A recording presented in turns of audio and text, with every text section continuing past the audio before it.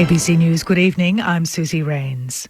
The Greater Brisbane region is now an orange zone under Victoria's travel permit system. Salika Rismal has more. Brisbane was downgraded from a red zone at 6 o'clock this evening after the city's snap lockdown ended earlier today following just one new local COVID case. The change means anyone travelling to the state from Brisbane will only need to isolate until they receive a negative COVID test. Those already in Victoria who have tested negative are also now free to end their isolation, unless they've been classified as close contacts, in which case they must complete the 14-day quarantine. The Health Department is still discouraging travel to orange zones, which include Greater Brisbane, Byron Shire and the Gladstone region. The federal opposition says the government needs to take responsibility for delays to the COVID-19 vaccine rollout. More than 740,000 doses have been administered so far, well short of the government's original target of 4 million.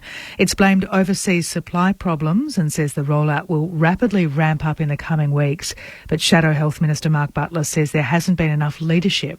Yes, Queensland and New South Wales and Victoria and so on are responsible for vaccinating their own health workers, but they're dependent upon an effective supply chain from the Commonwealth and good supply of information as well. And that's, I think, been a problem.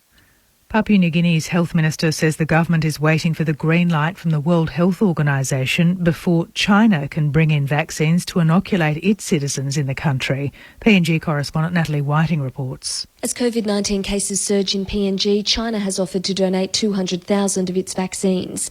The embassy says it now has approval from the government to bring them in, but no time frame. But the country's health minister, Jelta Wong, told the Lowy Institute the government is waiting on regulatory approval from the World Health Organization first. He says they want it approved for emergency use for Chinese citizens in PNG. The Australian government has been vaccinating its staff in the country with AstraZeneca vaccines, which have WHO approval, and it's donated 8,000 for PNG frontline workers, which are being administered. Natalie Whiting, ABC News, Port Moresby.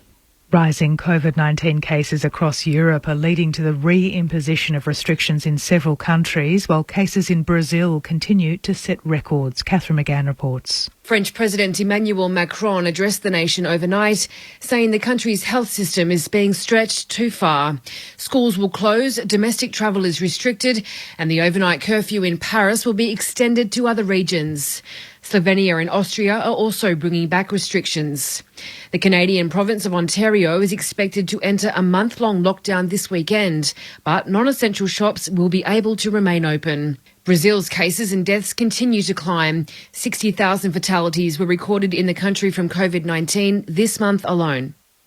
The man dubbed the father of democracy in Hong Kong has been convicted for his part in the 2019 protests that gripped the former British territory for months on end. East Asia correspondent Carrington Clark reports. 82-year-old barrister Martin Lee, a veteran of Hong Kong's democracy movement, is among 7 prominent activists who were today convicted for unlawful assembly. On August 18th, 2019, up to 1.7 million people took to the city streets, protesting against a proposed bill that would have allowed criminal suspects to be extradited to mainland China for trial. Taking part in an unlawful assembly in Hong Kong can result in a maximum sentence of up to 10 years imprisonment. Taiwan's foreign ministry is asking its officers in the United States to do more to ensure the safety of Taiwanese people living there.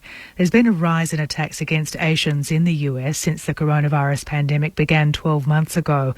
US President Joe Biden has also addressed the issue and condemned the attacks. Victorians are being urged to take care when heading away to the water this Easter long weekend after a recent surge in drownings. 48 people have drowned in the state's waters since July last year, which is 6 times the average. 10 of those people lost their lives in boating incidents.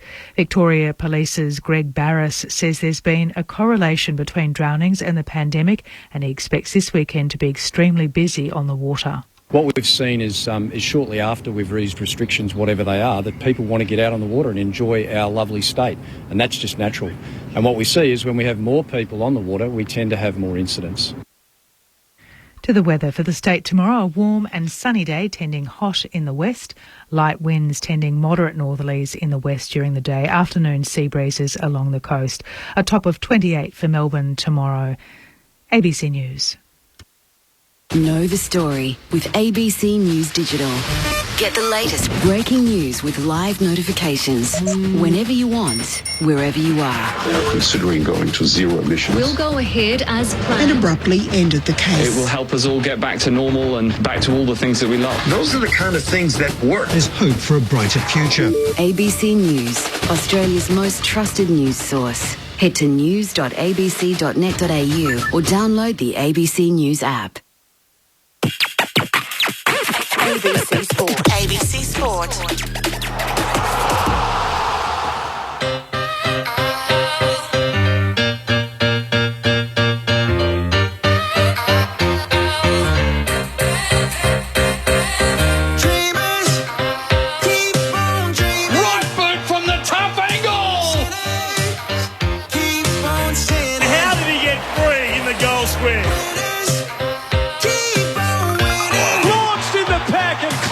Loads up from outside 50 towards goal. That's a monster kick. It's a new day, beginning. He goes one way, then the other. Eyes the goal. Oh, hello. Kicked it mid-air towards goal. Incredible by Zach Butters. The kick towards full forward. Betsy's back there on the left. Dribbles it home. Long down the line. Draper! Wow, he's got springs in his knees. Dixon on the second bite, pulls in the grab. Here they go, Harvey. Wow. What a finish! Inside forward 50, massive boy! Tom Barris!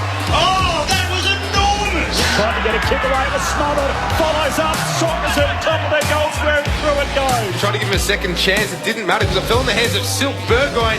Silk by name, Silk by nature. Right foot banana. Oh, Dusty! We are not worthy. You're listening to ABC Sports coverage of the 2021 AFL Premiership season. All over the world, people listening. Cons in Barcelona. We've got Jamie listening in Aberdeen. Mark and Liz are listening in Russia. The handball off to English. Oh, he's got to be quick. He's caught. Goes through traffic. Off the deck. It's beautiful. Butler, right foot, Bruno, on the approach.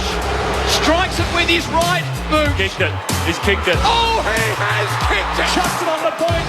Floats goalward. It floats through. Welcome to the big time, young man. On ABC Radio and on ABC Sport Digital. Welcome to ABC Sports coverage of the 2021 AFL Premiership season. For a long time, it's marked the opening of the Easter weekend. It's Brisbane and Collingwood, but tonight with a difference. It's under the roof at Docklands. A dramatic week for Brisbane. They were on the bus Sunday, turned around, told to stay. The city of Brisbane going into a 3-day lockdown, which is now passed, with the Lions, having spent the week in Melbourne, are staring down the barrel of an 0-3 start. Meanwhile, Collingwood, they were underwhelming in round one. They scored twice as many points in round two to score an impressive victory over their arch-rival Carlton. And now they start tonight as favourites. Corbin Middlemass in commentary alongside Al Nicholson, Roger Aldridge on the boundary, and our grandstand AFL experts inside the Docklands tonight. The roof is on. It's a beautiful day in Melbourne. We got the 30 degrees today to start the Easter weekend. I've got Adam Ramanauskas and Cameron Ling in the box. Rama, firstly, good evening. Yes, good evening. Absolute bonus for Melbourne. After missing out on so much football last year, we get the bonus of probably a blockbuster game, really, with these two teams. Obviously, aspirations to play finals football. Brisbane, no doubt, disappointed with their start, but Collingwood a little bit more excited after last week's win. I can't believe the roof is closed. You're a big advocate for roof open, aren't you? It's a beautiful night in Melbourne. As you said, 30 degrees today. It's going to be 30 degrees tomorrow. There's not a breath of wind, so we don't have to worry about that. It would have been beautiful to look up and see the night sky, but we've got the lid closed. We as a human race have spent years, thousands of years, Rama, trying to perfect indoors. And we get a stadium inside and all you want to do is go outdoors again. Well, the last time I checked, football's an outdoors game. Last time I checked, that is. And if there's no chance of rain, there's no wind, why not have the roof open? That's what these retractable roofs are for. If we just wanted an indoor stadium, don't have a roof that opens. Pretty simple. Got to let the grass grow somehow. Cameron Ling's here. G'day, Lingy. Hello, Corbs. Good to be here, and I'm enjoying your take on that, Ramo, because I agree with you. It's a beautiful night. Not during the day. No, that's fair. The sun and the shade contrast for those watching at home is not always perfect. You're right. Massive game tonight, and a real blockbuster because of the intrigue around it. Brisbane, how are they going to cope with the week that they've had, the uncertainty of were they going home? No, they're staying here. How long are they staying here for? All of that.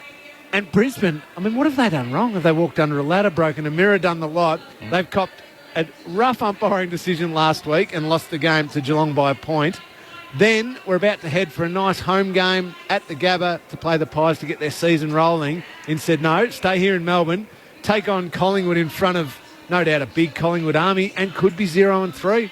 And look at the stats. I don't have them right here with me, Corbs, but they're not pretty for a team who wants to finish top 4 if you start the season 0-4. Tough ask for the Lions. And the Western Bulldogs around the corner as well. Yeah, that's down in Ballarat next I week. think we underestimated how tough Brisbane's start was going to be. Now, obviously Sydney, we all thought, yep, at the Gabba, they should be able to get over the line with them. But I think now we're realising Sydney might be one of the big improvers this year with their team. Last week was always going to be a 50-50. Cardinia Park, Geelong, always tough to go down there and win. They put up a terrific fight. As Lingy said, an umpiring decision at the end may have cost them. But then now tonight, it's such a big game. This would usually be in Brisbane for the Brisbane people. There's always a big crowd. Now it's here at 0-2. I know Al Nicholson will join us shortly, but he's got some stats on the 0-2 starts, and they're not pretty for those teams. A couple of the big stories in footy. Chris got today $10,000 fine. It's a suspended fine, so although it's not his first offence on something like this, there's going to be no real punishment. The can's going to be kicked down the road on that front. The teams have come through for tomorrow night. The big name out is Mitch Wallace, so he's been dumped from the Dogs lineup. Surprisingly, they made 2 unforced changes from a side which beat West Coast last Sunday, so Lipinski and Wallace, the 2 out. And North Melbourne again have named the guy who was tapped out as the medical sub. So last week it was Aidan Corr. He's the only guy to have played so far that's been subbed out and played the following week. And Jack Marnie had the same thing happen on the Gold Coast last Saturday night. He's been named again. So there's a couple to watch on the broad spectrum in AFL footy at the moment. The teams tonight are in. McCreary's going to make his debut. That's Beau Mccreary, who's a mature age pickup. He's turning 20 this year, the 19-year-old out of South Adelaide. He was their 6th pick for Collingwood, pick 44 overall in the national draft. He'll make his debut as the sub. Meanwhile, Chris Mayne returns for Elliott and Rusco. Of course, Elliott hurt. Rusco losing his place in the lineup for the Brisbane Lions. Bellenden, Robertson and Adams all come back into the Brisbane team. That's Marcus Adams. Meanwhile, Sharp, McInerney and Coleman, the 3 out. Jackson Pryor's going to hold his place as the sub for Brisbane. More on all of that throughout the night. This is Grandstand AFL on ABC Radio and Sport Digital. Let's kick it down to the 4th member of our team, boundary side, Alistair Nicholson. Al. Corby, great to be down here at ground level ahead of a highly anticipated match tonight. Different circumstances result in us being here under the roof at Docklands, but 2 of the best teams in the competition going round, and I'm pleased to say that Taylor Adams from the Magpies has been good enough to join us not too far out from the bounce. Taylor, thanks for your time on Grandstand AFL tonight. Yeah, no, my pleasure. Thanks for having me. How's the build-up been this week? Obviously a bit of a tweak to the fixture early in the week to negotiate. Yeah, we're pretty aware that this was a high possibility, Saturday, Sunday. So, we've had a 7-day break, bit of a weirder week going Thursday to Thursday, meaning we had to train on Saturday. It's a little bit of a change, but we knew that this year wouldn't be completely smooth sailing. Is it better? Is it better for you that this game's in Melbourne? Oh, it's neither here nor there. I think the fact that we didn't have to travel and guys got to sleep in their own bed is a positive. But we actually enjoyed travelling together. Obviously played a lot of footy at the Gabba last year, and we've got some fond memories there. So it wouldn't have been the worst getting up there for Easter and spending some time away. Your best win last year was against the odds when you had to go to Perth undermanned and you won a final against the West Coast Eagles. How wary of you about what it might do for Brisbane tonight, the week that they've had?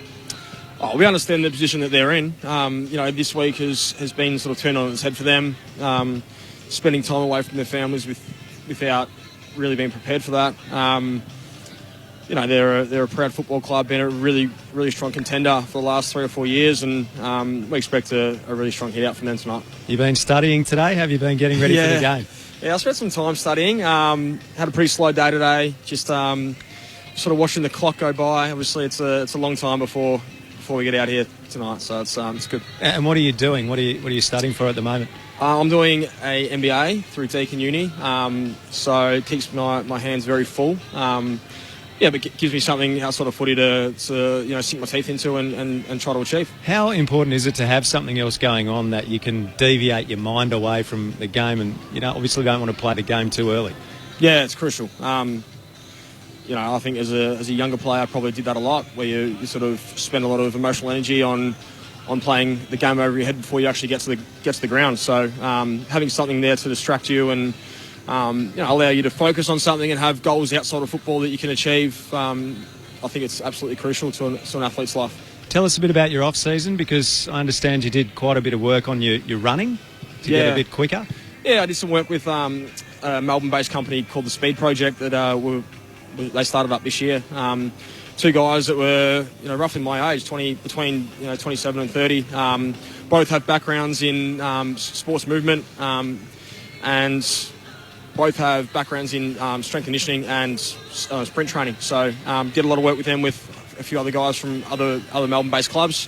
It was based around being efficient, as I like to call it, getting out of the hole from a stoppage to spreading and getting contest to contest. So spent a bit of time doing that. I think you'll find most players will do things outside of their prescribed programs nowadays, given the reduction in cap spend at footy clubs. So it was good.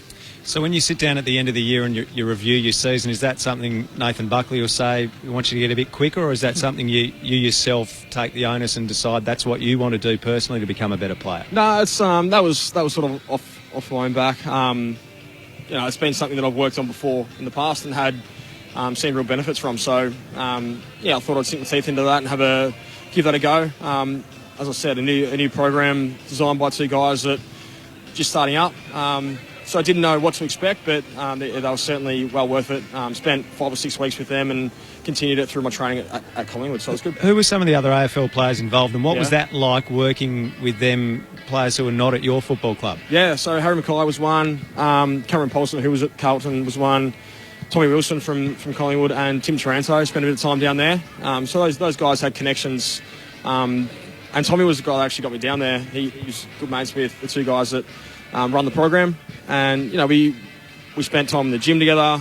We did footy training sessions down at Sandringham together. So there was, we had days where there was 10 to 15 guys from different clubs just going around and having a kick down in Sandy. It was refreshing. It was good to see how other guys go about it. We had Pennells come down and run a session one day, and some really inexperienced players that you get to realise are going to be really good players. So it was really good.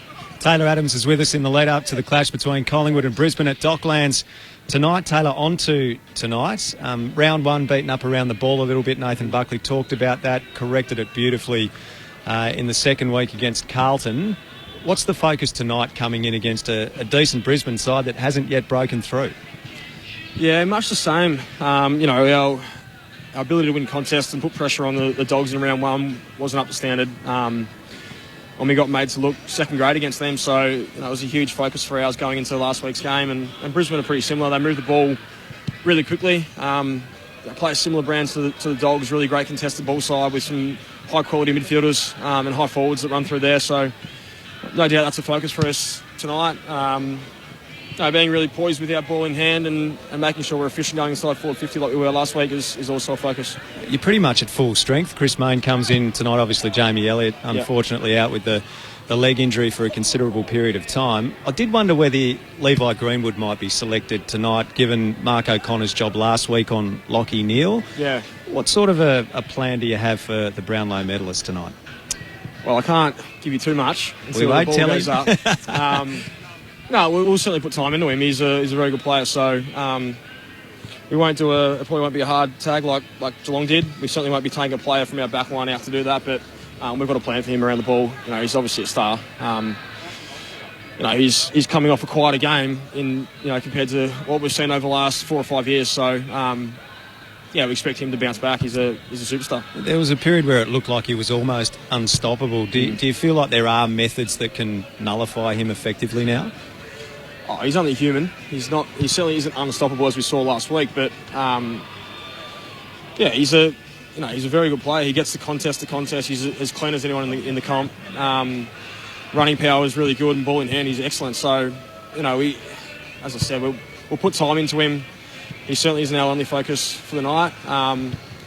obviously we'd like to keep him a little bit quieter than we did last year. And his form that we saw him produce on a regular basis last year is as damaging as anyone. So we'll try to keep him quiet. Don't want to speculate, but I'm sensing there's a bit of a look in your eye tonight. You're going to have a role to play at some point there, aren't you, to try and blunt him when you'll go with him in the midfield at some stage? Well, I'll match up on him at some stage. There's no specific role there, but yeah.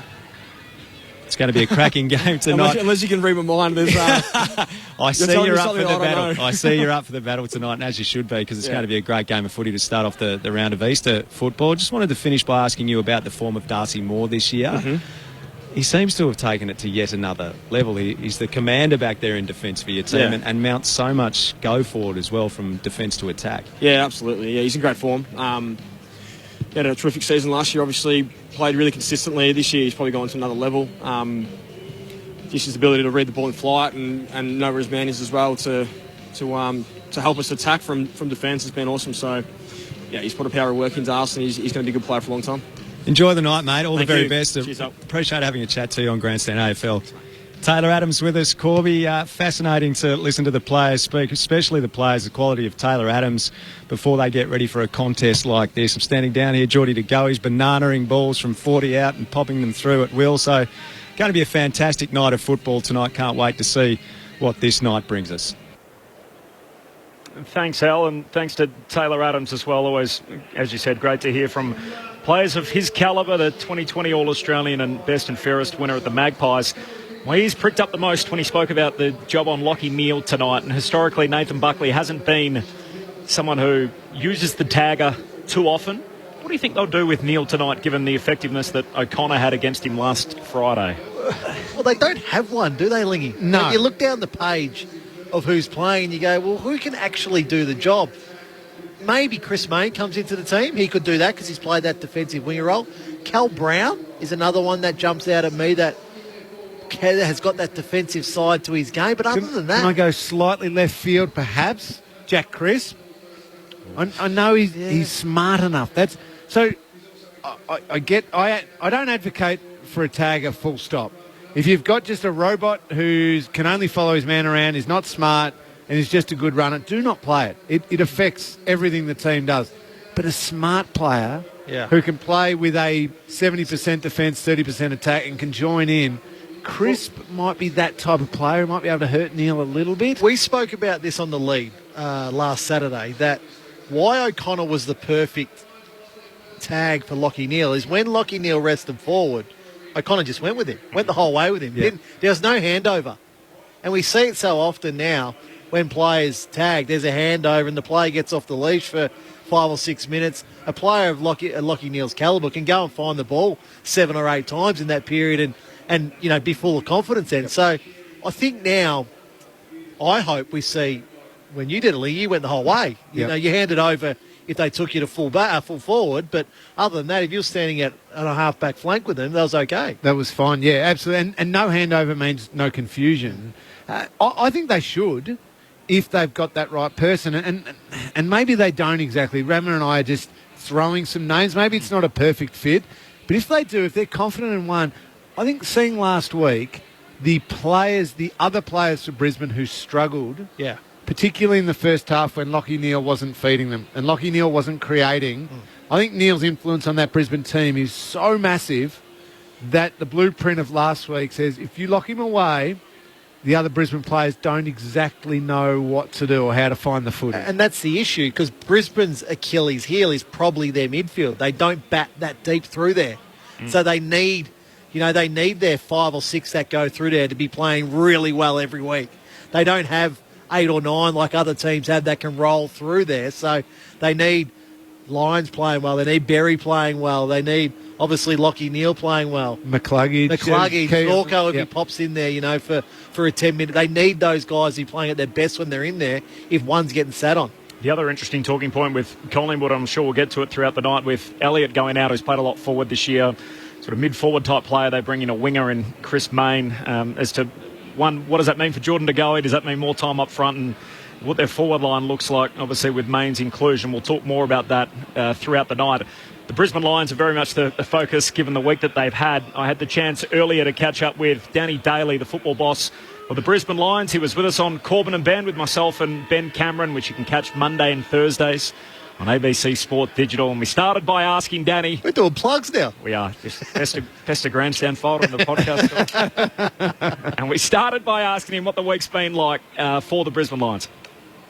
Crazy week. It's been a crazy week, and one where you just had to manage on the run. But, look, it's been okay, mate. It's one of those things. We've had plenty of meetings with the AFL, in the pre-season that this might happen. It's happened with the women's competition. So, with the support of the AFL and obviously the club and the players, we've been able to adjust pretty smoothly. So, it's all gone so well so far. It'd be nice to get a win tonight. The game last Friday night down in Geelong, how close did we get to the game actually not going ahead? When was the last call that you got to say, yep, we're right to go and play tonight?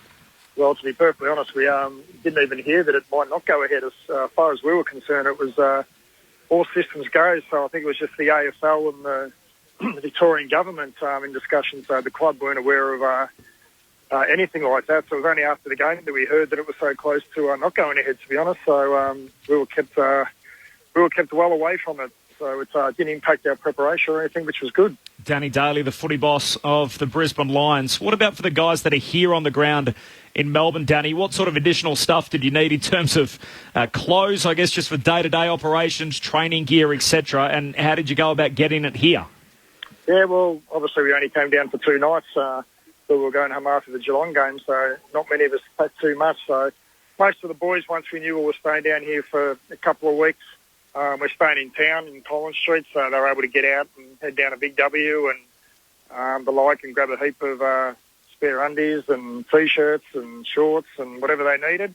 And then from a footy perspective, we were able to get one of our sponsors, XL Express, to courier down a heap of, footy jumpers, training gear for the players, training gear for the coaches, more footies. So there was a fair bit of stuff that went into the logistical side of things and making sure that we were able to get a lot of things down. So all that arrived on, I don't even know what day it is, boys, to be honest, on Wednesday morning. So we're pretty set now. We're pretty right. We've got everything we need for the next, 10 or 12 days. So it does take a fair bit of logistical information, things to do, but we're able to get it all done. You've got a schoolboy here as part of your team as well, 18-year-old Harry Sharp. Can you take us through what his week has been like and what he's missed out on by not being back in Brisbane? Well, he had an exam on Monday, so we would have been back on Saturday morning. Had an exam on Monday, which he missed.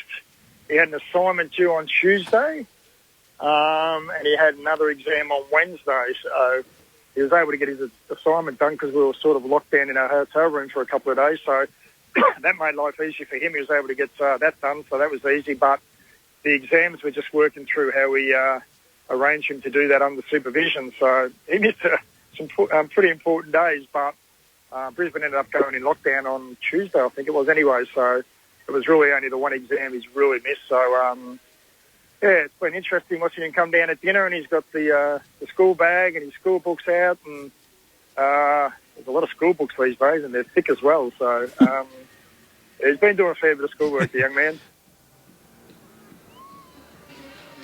So that was Danny Daly a little earlier tonight on the logistical nightmare that faced the Brisbane Lions this week. And Harry Sharp is not playing tonight, but an unusual week for him. He thought he was having an exam. Instead, he's staying in Melbourne and studying alongside his new teammates. I didn't even consider that was going to be one of the logistical problems. Yeah, you're right. Now he's got to sit the exam. I reckon he'd be quietly happy, maybe just an extra couple of days study. Ramo, you would have hit the books if you'd had those bit of extra time, locked away, made sure you aced the exam. Yeah, no doubt. No doubt. That would have been number one priority for myself. I would have, oh, jeez. It's amazing, though, to still think that we have a player in the AFL competition right now that's still going to high school. I think the last one that we had was Josh Battle at St Kilda, so... Yeah, I love that. I love those little stories. It just adds. It adds to your career. And remember when you had that exam, and that's fantastic. That stuff. You can hear in the background the Collingwood Football Club have made their way out onto the ground, so a home game for them under the roof at Docklands. It's been a minute since they've played here. Round 1 last year against the Western Bulldogs, and the Brisbane Lions out there as well in their predominantly red jumper, paying homage, of course, to Old Fitzroy here in Melbourne. The full preview up next. Hi, Heather Hewitt here. Join me for Back Roads as we travel to the more remote towns and regions of Australia, from Cobar to Cloncurry. Really good life, really. Strawn to Cooper Pedy, and many more in between. There are sand, there's dust, there's lots of flies, there's very large mosquitoes. We discover all that magnificent rural and regional Australia has to offer and celebrate the amazing people living life just off the back roads of Australia. Back Roads, Thursday nights at 8 on ABC TV and streaming on iView. The 2021 AFL Premiership season on ABC Radio and on ABC Sport Digital. It is the Easter weekend, and in the AFL that means a Holy Thursday blockbuster between the Brisbane Lions and Collingwood. With a twist tonight, it comes under the roof at Docklands. Both teams out on the ground. There is no late change. Beau Mccreary is going to make his debut as the sub for Collingwood, and Jackson Pryor retains his place as the medical sub for the Brisbane Lions. Corbin Middlemass in commentary alongside Alistair Nicholson. The two teams are out there on the park.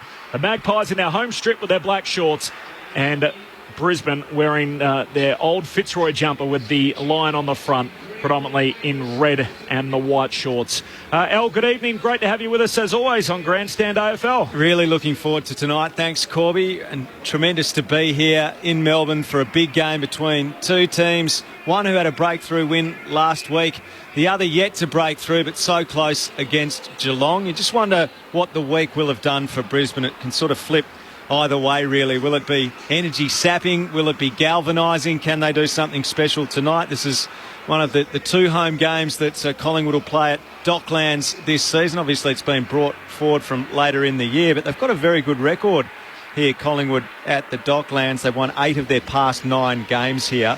Overall, against the Brisbane Lions, they've won 11 of their past 14. So they have a good record at the ground and a good record against the Lions. Add to that the difficulties Brisbane's endured just getting to tonight. It's a fair challenge for them, but one I'm sure they're up for. You caught up with Taylor Adams a short time ago. What did you get out of it? He's a terrific guy and very calm to speak so close to the bounce and so expansively. Obviously very considered in what he does away from football, and knows that there are key areas that he needs to look at beyond the game that he plays. He's a very good media performer, but as he said, he's studying an MBA at the moment as well. Great character, good footballer, and one of the other things I took out of it is physically so imposing. He's not tall, but he's so strong, like a little bull, and he's had a terrific start to the season. I'd expect that to continue tonight. Round 3, the traditional Holy Thursday fixture, Brisbane and Collingwood, this time around in Melbourne. The Lions have spent the whole week here. They're staring down the barrel of 0-3, so it's serious for them tonight. And Collingwood, just so much doom and gloom around the Magpies after their season-opening defeat against the Western Bulldogs. They're favourites tonight. They can win and go 2-1. It would be the perfect recovery after the misstep out of the gates. Our Grandstand AFL experts, Adam Ramanauskas and Cameron Ling. What are we in for tonight, Lingy? Well, you mentioned Collingwood, Corbs, the first round. Really disappointing. Really poor against the Western Bulldogs. No worries about that. But what I learned from last week with them, Rammer, was when Nathan Buckley freed them up a little bit and got them playing to their strengths. Yes, you need structure and you need players in certain positions, and they've got to know what everyone's doing, and there needs to be some form of structure in the game. But within that, Darcy Moore can just play. Steele Sidebottom coming back in, just play. Taylor Adams, Scotty Pendlebury, Jordan DeGoey, all of these super talented players, when they are allowed to move it quicker and play with a bit more instinct, this Collingwood team is still very dangerous. I think that first round was so dour, so slow, so safe, that they just looked a second-rate team in that round. But they can play. Last week they proved to me that, we were right coming into this season. This is still going to be a very, very good football team. Last week with you talk about round 1 with Collingwood. They were poor, but they lost by 16 points only. And we all thought, the Western Bulldogs completely dominated that game. So their defence still held up in that game really well. Last week, I thought Nathan Buckley freed up Collingwood completely through the arcs. So they started to move the ball. They had real flow in their game. The ball was going in quick. Goals early. Now they kicked 6 goals in that first quarter last week. So it was free ball movement. Pendlebury had plenty of it. Crisp had plenty of it. Adams had plenty of it. But then it was also probably the dominance of Brody Grundy last week in the ruck. Those hit-outs to advantage. He's leading the competition at the moment with 28 hit-outs to advantage. That's big because Collingwood scored heavily off centre clearances last week, Lee. And you'd think with Brody Grundy this week, he'd be eyeing off another big one. Yeah. Oscar McInerney didn't come up from the game where he hurt his ankle last week against the Cats. He's facing a young Bellenden and Fullerton. So I'm watching Brisbane warm up. Fullerton's doing all the ruck work at the moment for Brisbane. So I expect him to start in the ruck against Brody Grundy. And surely Brody Grundy eyes that and says, okay, he's got a fair leap on him, get that. Nullify the leap a little bit, but then absolutely dominate him around the ground. And that gives the confidence of those Collingwood mids a chance to get on their bike. And we were discussing earlier, does Collingwood send someone to Lachie Neale? We think it's worth doing because he's so important for the Brisbane team. They don't have the right player, and maybe they think with Grundy's complete dominance, what should be complete dominance, maybe they don't have to as much this time around. What I'm really interested in Brisbane tonight is if they're awake early. If you look at their practice matches against Gold Coast, they were jumped in that first half completely. Then they go and kick 8 goals in the third quarter, go bang. Sydney, round 1, jumped them. They're playing catch-up. Last week, Geelong jumped them early. They're playing catch-up again. Yep. They need life. They need life early in this game. They need somebody to spark them. Well, you know who I straight away think of and always think of when you say that's Charlie Cameron. Yeah, no doubt. But get him up on the ball maybe early. He can't get going. Yeah, maybe lose his opponent, still get him flying back towards goal. Eric Hipwood was terrific last week.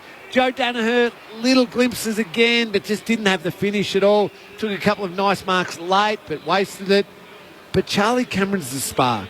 Lachie Neale's the engine and the person who gets them all started and is the superstar in the middle. Can Charlie Cameron find a way? How does he find a way? It's probably going to be a really hard matchup on him, and I think Braden Maynard straight away when I think of Collingwood. Yeah. How does Cameron beat that and get his team going? Well, he needs to see, this is the thing, like Maynard is a terrific defender, but he's not super quick, whereas Charlie Cameron is super quick. So I think your point there, Lee, about coming up to the contest and bursting back to goal. Does Maynard come up with him? He starts to get a few touches that way? Yep. Or does Maynard hang back? So that's the beauty. I'm looking forward to it. I hope we see this because I think these two players are matched athletically perfectly. Is Joe Danaher and Darcy Moore tonight. Darcy Moore has been sensational the opening 2 rounds of the season. He had 18 intercept possessions last week against the Western Bulldogs. Terrific. Joe Danaher, he started the season looking free again, looking fit again, jumping at the ball. He's gonna kick a few wayward ones. That's just how he plays football. But seeing those two athletically together, I just hope both coaches realise the moment. I love Darcy Moore in that his last resort is spoil the footy. He's aiming to mark the football every time it comes in the air. He thinks, I've got better position, I'm going to use my athleticism, I'll mark the footy. And then only if he's hopelessly caught out of position and go, well, I'll just spoil it now. It's a great mindset, and it sets up, you're right, a wonderful battle. And Joe's going to have to fight hard. Yeah. Not just, fight hard to mark it and get on the move and everything like that, but at times he's going to be caught out. He has to fight to make sure it comes to ground and Darcy Moore doesn't mark it. So the interesting part, the way Moore plays, he likes now to get his opponent under the ball and then jump. Where Harry Mackay had success last week is when he got to the contest late. And he was there right at that last split second. He was able to take the away. He kicked 4 goals last week. So you sort of go, well, 18 intercept possessions, 4 goals. Mackay kicks 1 or 2 more. 5 or 6 goals. Carlton, they're right there then. That's a monster game these days, isn't it? 6 goals from a key forward. Yeah, you're right. So and what you mean Joe's is capable of that. Joe Danaher timing that run So he's never caught in a position where... Don't get there early. Yep. Don't get to the contest early tonight if you're Joe Danaher. Adam Ramanauskas and Cameron Ling all night on Grandstand AFL. Let's head down boundary side. Roger Aldridge is with us. G'day, Rog. G'day, Corbin. Great to be with you. What a great night for football, albeit under the closed roof. The crowd is certainly building down here. As you mentioned, Beau Mccreary is the injury sub for Collingwood. Now, his family have flown over from his native South Australia to be here this evening. Travel for families for a debut comes outside the cap, but one Collingwood official did ponder to me before the match that if he doesn't get on the ground, are they allowed to fly the family over again next week and still have it outside the cap? I'll certainly watch on and ponder that question. Fingers crossed for Beau and his family. He gets a look in tonight, the 19-year-old from South Adelaide. There's so much to look at. Brisbane's rucks tonight against Grundy. Does someone tag Lachie Neale? What happens with Collingwood's forward line? The Lions staring down the barrel of 0-3. It's the Holy Thursday blockbuster to start the Easter weekend. Brisbane Lions and Collingwood. This is Grandstand AFL. You're with Al Nicholson. Grundy wins the first tap against Fullerton, but Fullerton soccers Brisbane forward. It gets past Danaher, doesn't get past Moore. A hand pass off to Tyler Brown. Defensive hand pass to Noble. From left half back, he kicks towards the wing, and DeGoey marks defensive side of the City side wing.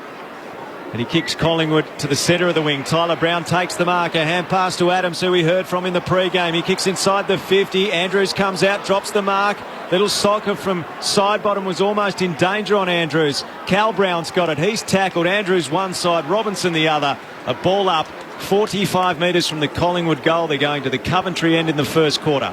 Well, Liggy will right on one and wrong on the other. Isaac Quainer is with Charlie Cameron and Darcy Moore is with Joe Danaher. The umpire has taken a while to nominate the rucks and chucks it up, centre half forward for the Pies. Grundy first hands on it. Pendlebury somehow got a kick out of traffic, right up and down in the same spot. Whacked away by the Lions in pain, but straight to Pendlebury again. Pokes a kick into the pocket to go back with the flight, went without it. And Starcevic comes up with a loose footy, back pocket for Brisbane. Kicks down the line and Maynard got hands to it, spills it over the boundary line. A throw in between wing and half forward for the Magpies, City side of the ground. We're seeing Charlie Cameron take Quainer right up to this contest here. It's a good move. Take him into traffic, lose him in traffic, get on the move. Grundy's tap was well read by McCluggage, who kicks the Lions into the middle of the ground. Howe punched away. Well done by McCarthy. Lions a chance at ground level. Bailey over it. Pendlebury right on his hammer. He couldn't win possession. Neale did. Out of the pack. Got a hand pass. McCluggage caught by Noble. Just got boots a ball. A bouncing ball. Moore and Danaher there. They collide. McCarthy's hand pass along the ground. Lions kicks the Lions inside 50. Cameron in the pocket looking to create. He's lost Quaynor. No, Quaynor wouldn't be lost. He tackles him near the boundary line. And the umpire says this will be a boundary throw-in. It's gone out of play. He tried to take Quaynor on there, but Quaynor latched on. He did. It got him high. The umpire obviously said he forced the high contact. Danaher rocking inside 50, but Grundy wins it down to Tyler Brown. Clears defensive 50, but is coming back. Harris Andrews on the wing for Brisbane. Hand pass to Fullerton. Kicks to half forward. Lions mark. Spears it into the pocket. Cameron out to meet it. Can't complete the sprawling mark. And Moore will get it for the Magpies. Hand pass to Grundy. Still in defensive 50. Pendlebury to Adams. His hand pass knocked down. Bailey wins it. Hand pass away to Berry. Gives it off to McCluggage, who shoots goalward with the right boot and puts it out on the full. The double take on Hugh McCluggage with his set shot, and he misses everything out to the right. So no score through the first 3 minutes. Grandstand AFL. Darcy Moore to bring the ball back in for the Pies. Goes with a low drop punt to the back flank. Grundy rises, couldn't pull in the mark. Pendlebury over it, attempts to soccer, missed it. Going through the pack, nice hard and low was Berry. He got a hand pass out to Neale, kicks the Lions inside 50. Danaher didn't mark, takes on Maynard, got a hand pass to a dangerous position. Quaynor mops it up, gives to Pendlebury. His tumble punt out of defence, intercepted by Andrews of Brisbane. Off to Birchall, kicks to centre half forward. Zorko marks. He's on the edge of the centre square. He kicks towards full forward. Danaher floats across the front of the pack and takes the mark on the edge of the goal square. He's to the right of centre and will kick from 15 metres out. That's exactly what Adam Ramanauskas was talking about before. Joe Danaher moving into that one. Good low hard kick first of all, but on the move, timed his jump. Darcy Moore couldn't get there. Joe Danaher kicks the opener for the Brisbane Lions. His last clash against the Pies was Anzac Day 2019. He's got a good recent record against them, 11 goals in his past 4, and he's kicked the first inside 4 minutes of the opening quarter tonight. Brisbane 1 straight, Collingwood yet to score on Grandstand AFL. And you look where Darcy Moore is. So Joe takes that mark really uncontested there in the end, but Moore's taken the attacking position. Joe's always been very good at getting back to goal. He's got the speed to get back to goal and then jumps at the ball really well. So really good start by the Lions. Gee, their forward pressure's been good. Terrific. Because Collingwood have just dumped it out a few times, cut it off and back in. Set up really well across Brisbane's half-forward line. Al mentioned the last time he played against the Pies. He played like a man among boys that night. Or afternoon as it was. Anzac Day at the MCG in 2019, albeit in a losing cause. First goal for Danaher and the Lions. Back in the middle, Grundy down to Adams. Gets the centre break for Collingwood. Out to meet at side bottom. Can't collect. Spills to Thomas. Puts it out in front of Mason Cox. Nice build up for the Pies. And Cox marks overhead. He'll shoot from 40 out just left of centre. Yeah, smart play. Smart kick. Josh Thomas there, 55 metres out. Early in the game, you're probably entitled to have a shot. But when you have a defender of Harris Andrews' calibre, and you see your forward leading, he's got a bit of space, you give it to your forward for a bit of confidence. Usually a good finisher. Mason Cox lets me down, misses out to the left. First score for the Magpies, 5.5 in. Brisbane 1 straight, Collingwood 1 behind. Grandstand AFL. Daniel Rich is going to kick in for the Brisbane Lions. He's just wandering around the top of the goal square, doesn't seem certain. Comes out to the dockside back flank, Danaher and Moore. And Danaher edges out Moore, who loses his boot and loses the marking contest. Danaher marks at left half back for Brisbane, encouraging early signs for Joe Danaher. He goes to defensive 50. Rich takes the mark. Rich again has the eyes darting around looking for the next option. It's a short one to Birchall. Fellow left footer. Goes short to McCluggage, defensive side of the Docks wing. A 5-point lead to Brisbane through the opening 6. He goes short to Danaher, the goal kicker. Oh, he chips dangerously straight to Darcy Moore. Not sure who he was going to. Tough kick for Tom Berry, and Moore easily takes the mark. Defensive side of the wing for Collingwood. Short kick to Pendlebury. Collingwood champ, 5-time BNF winner, goes inboard to Noble. Wasn't 15, called to play on, comes wide. And Main takes the mark in front of the interchange gates. Concussed in the pre-season, slow to get his place back, goes down the line to Grundy. Set up well behind the footy here, Brisbane, so slow, short kicking game for Collingwood. To go, he's on inside forward 50. Slow to get it there, though. Now, perfect kick. Grundy sets it up and a goalie out to meet it. Got hands to it, no mark. Spills to Sire. Snaps goal and it bends back beautifully. Braden Sire, first kick of the night, threads it for the Magpies. 7 minutes in, the Pies hit the front. 1-1-7. Brisbane 1 straight 6. Did I see a double cobra there as well, Rama? Absolutely, you saw the double cobra. The celebration, Braden Sire, why not when you kick it like that? Jordan DeGoey had a big piece of it, a chance for the mark, but that is a superb snap by Braden Sire. And the celebration was double cobra. How many times did you do the double cobra in your career, Lingy? I didn't have any definition there to work with, so 0. I wore long sleeves. So it doesn't work as well under the sleeves, does it? You can put something in there, Corby. It looked like a DeGoey mark. Like Corb's called DeGoey inside forward 50 all alone, and that's usually long enough to hold. But great at ground level there, Sire. Perfect bounce in the middle. Let's Grundy and Fullerton at it. Grundy the tap down. Neal goes without it. Picked up by Robertson. The second game is tackled by Pendlebury. A ball up in the centre of the ground. Up it goes. Grundy another clear win. Neal after it. Pendlebury got a hold of him. A free kick to the Brownlow medalist. One over the shoulder. He'll take it from the centre corridor. So Neal wants to move it quickly. Nice kick to Bailey. Just turns around in time to mark. Right on the paint for the 50.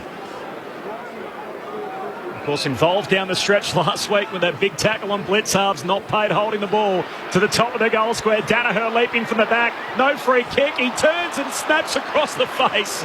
And in the end, it's likely to trickle through for a score. A behind for Danaher. after the early goal. 1-1 to 1-1, 9 minutes in. Had to be a free kick called. Just Danaher on Moore. It's like what you see in the schoolyard where he tried to take the hanger and put his hands right on the shoulder of his direct opponent. Speaking of hangers, Jeremy Howe's kicking in. Yet to see him take one this year, but it's coming, Rammer. Sorry, I don't see the point of these short kicks now out of full back. You've got 15 metres from the mark. Get the ball 70, 75 metres away from your goal.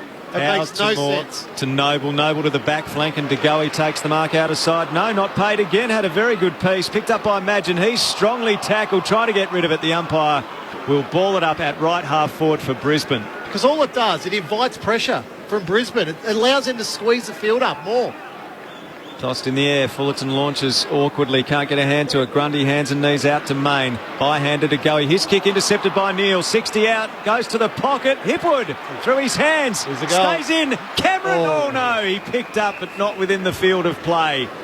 He flew onto that ball, but jeez, that looked a certain goal. Couldn't keep it in, Charlie Cameron. I think Isaac Quayner's heart just went into his mouth in a hurry there. That he was flying. Scores level after 10 minutes. Boundary throw in deep forward for the Lions. A little shallow on the throw. Grundy wins it down and robes it himself. Hand pass to Howe, back pocket, gives it to Pendlebury. Further afield to Sire, now hands it out of the defensive arc to Main. Up against the boundary line, turns and kicks down the wing. Side bottom and Andrews.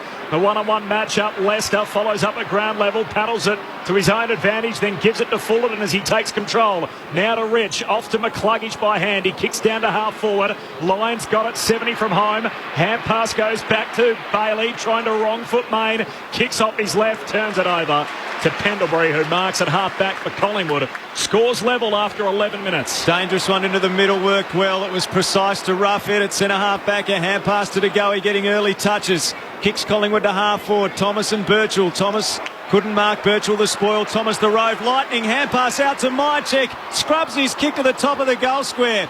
It's intercepted. Starcevic comes out of defence and hits Birchall on his chest in the left back pocket. Mychek was only 35 out. He was on the fly, but not his best effort. A full-time premiership Hawk to the opposite back flank. He finds Fullerton, who's going to have to carry a lot of the load in the ruck tonight, along with young Connor Ballenden in for just his third game.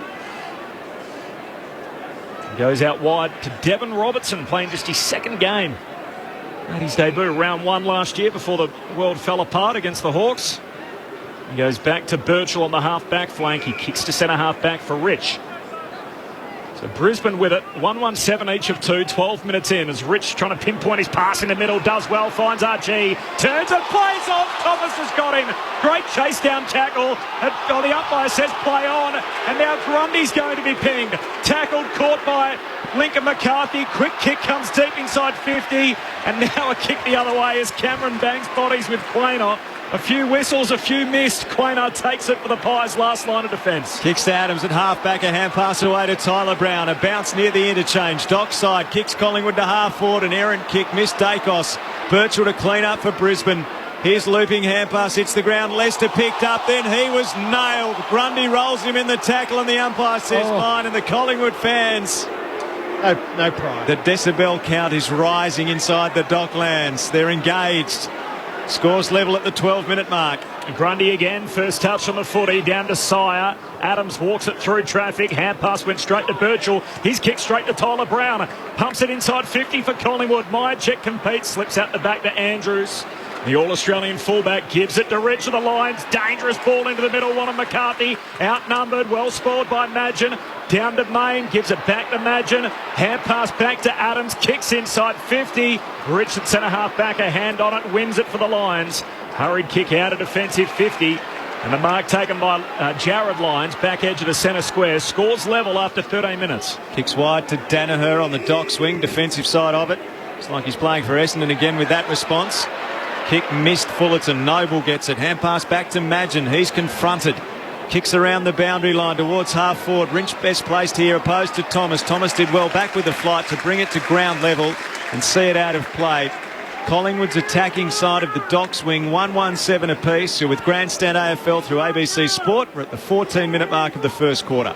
Charlie Cameron up again to this stoppage. He's trying to lose Quaynor. He's going to keep throwing different looks at the young Pie defender. Cox wins it down, but it's Lyons from the stoppage. Hand pass away to Ballenden, who's on for his first run. Kicks along the boundary line, and McCarthy takes the mark just forward of the wing. He rolls and goes quickly, wants Hipwood out of position. The kick went in behind him, and Roughhead takes the intercept mark for Collingwood. He goes short to Quaynor, still inside the defensive 50. Out to the back flank for Maynard, pokes his pass out of the defensive arc for Callum Brown. Sweeping hand pass forward to Main. They're out down the city wing, the Magpies. Over the top to Dacos. He turns and kicks long for side bottom. Starcevic arriving late. The double fister as he bangs it 6 rows over the fence. A throw in. Half forward for Collingwood. Scores level after 14 and a half minutes. Steele side bottom. Still playing that unfamiliar role as a forward. I know he was a forward as a junior, so quite happy down there, but we're used to seeing him on the wing. Lyons read it off the hand of Cox. Couldn't get a meaningful disposal. It's at the top of the 50 for Collingwood. Crisp knocked it out the back. Main, hand pass towards the boundary line. Adams snaps inside the 50. Cox with a run at it. Robinson the spoil. Great one-handed rove. Dacos snaps towards goal. It's off the hands of Starcevic and through for a minor score. Collingwood takes the lead at the 15-minute mark with that behind. That was so good by Josh Dacos. Off the pack. So quick, so skillful. Birchall brings it in from the kick out to Andrews. Some hesitation. Marks in the back pocket. Spears his kick to Robinson. Marks in front of DeGoey. Left half back for Brisbane. A lot of slow movement by Brisbane. There's not a lot of overlap run. You know, you wonder if these new rules have sort of caught Brisbane on the hopper in these opening games. It's just lack run at the moment. Short and wide to Payne. He goes long down the line. McCarthy in from the side. There's a push. It's a free kick for Collingwood. The Bronx cheer. Moore got a shove in all of that. It's against Lincoln McCarthy. Came into the pack with plenty of ferocity. Now Darcy Moore, the form defender in the comp, goes back inside the defensive 50 to Madgen trying to switch. Brisbane want that though. Sorry, Corbs. This is just going to invite Brisbane to squeeze up on Collingwood here. It's going that far back with the kick. Short kicking game, Roughhead to Howe, and then Howe all the way out to half-back for Maynard. Maynard gets the lead from Moore. Kick hangs in the air. McCarthy the spoil. Moore does gather, but he's caught. Dragged it in, arm pin, trouble. Umpire lets them go forever. And now calls for a ball up on the attacking 50 for Brisbane. That must have felt like eternity for Darcy Moore awaiting the verdict. It's holding the ball. Thrown in the air. Thanks for clarifying that, Rattler. Yeah. Cox out of the pack. Kick goes around the wing. Hoskin Elliott couldn't mark. Thomas Roves. Two blokes who need to get more of it for Collingwood. A hand pass away from Thomas. Hoskin Elliott a bounce. A kick inside 50. Superb. Side bottom marks directly in front. 25 metres from goal. A brilliant play from the stoppage. That run and bounce. They've been quite stagnant at times, but they were able to get Brisbane caught up the ground and then just turn them round and steal side bottom using all his experience and now to get in behind Harris Andrews. And the moment he saw the ball flying out of that stoppage, he was off. Good play. 245th game for Collingwood. He joins the great Fonz Kine. And he puts through a goal that puts Collingwood 7 points clear at the 17-minute mark of the first quarter. 2-2-14 Collingwood. Brisbane 1-1-7. We wait to see whether Steele Sidebottom can go and have the coaching career that Fonz Kine did, but he's matched him for games. He's only got the one premiership though, Steele, and Fonz got a couple. You look at that stoppage there for Collingwood on the half-back flank. What they did is in front of that stoppage, they left space. They left 30 or 40 metres of space there. Nobody came into that area. So if the ball did get to that spot, their players then can run through, use their speed. In that case, it's Hoskin Elliott, who's one of their fastest players, of course, but there was no Brisbane player in that area to come up and put that frontal pressure on Lingy.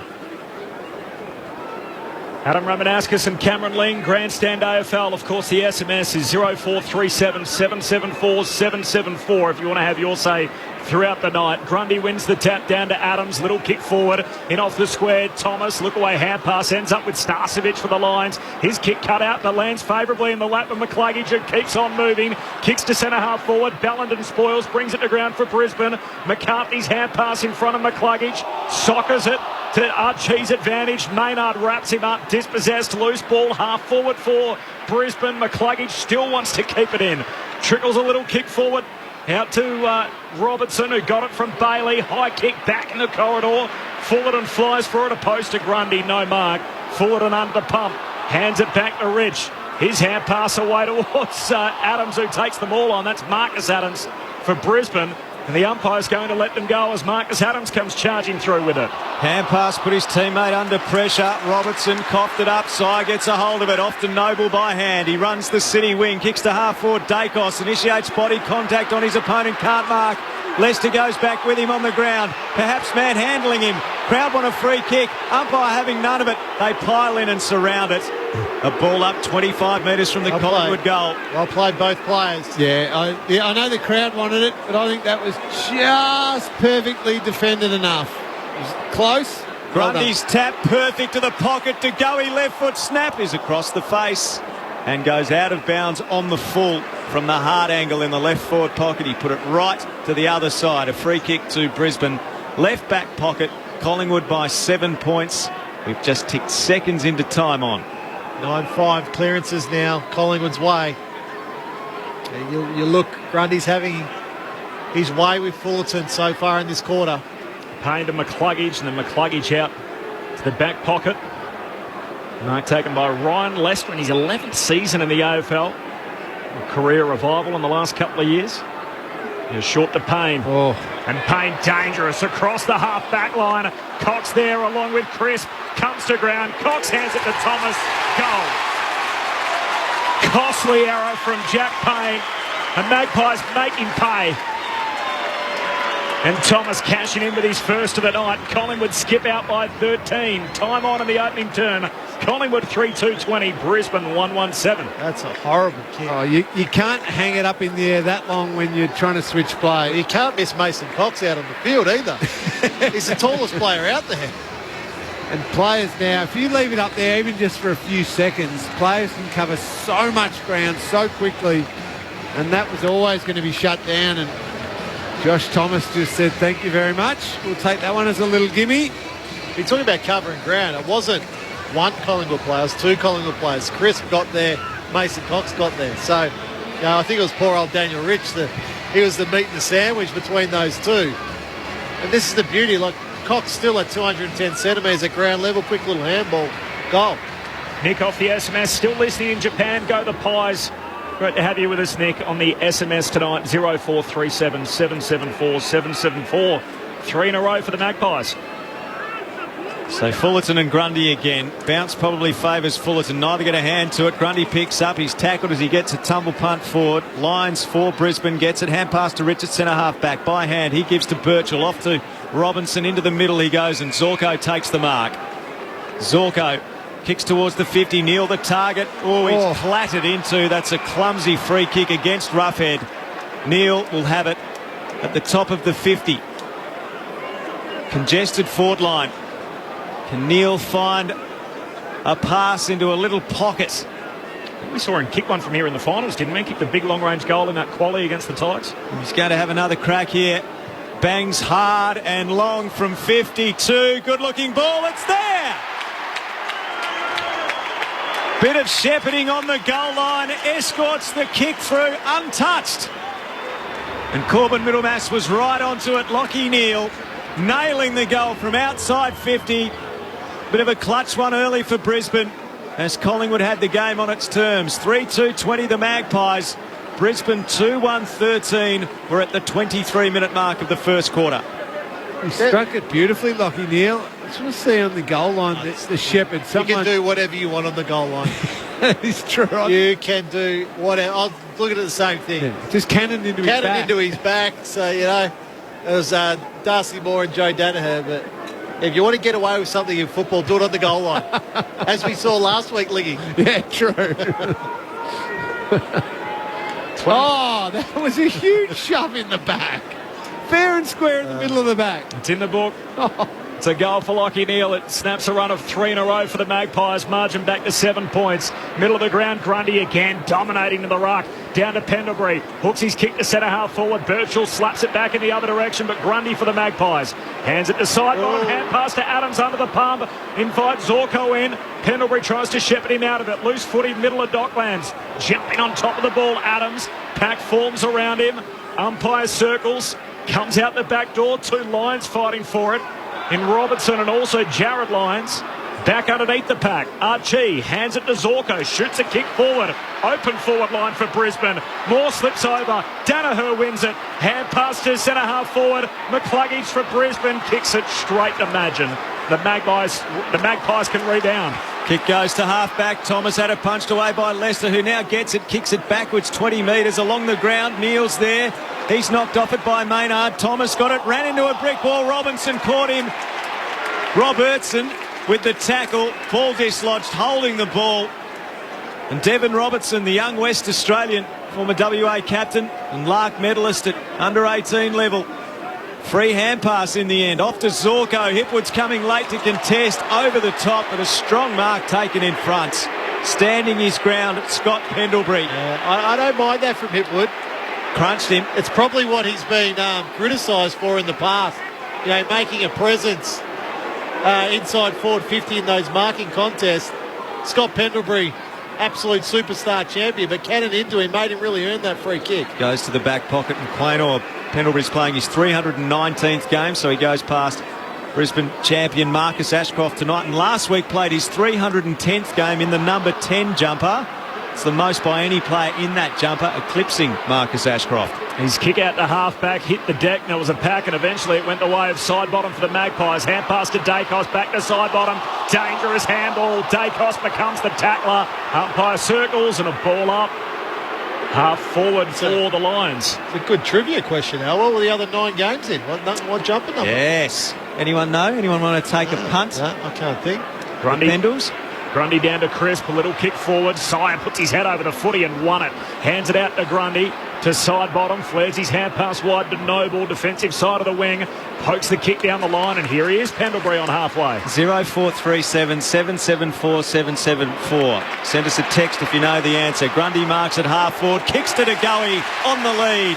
35 metres out directly in front. So right now, Grundy looks like he's going to have one of those games. Yeah. So he's up to 8 possessions at the moment, but the way he's running, he knows he's got this young kid's measure. So he's going to grind him into the ground with run and then bully him at the contest. Jordan Goey for Collingwood's 4th of the opening term. Kick looks okay off the boots. Through it goes. A lively start for Goey.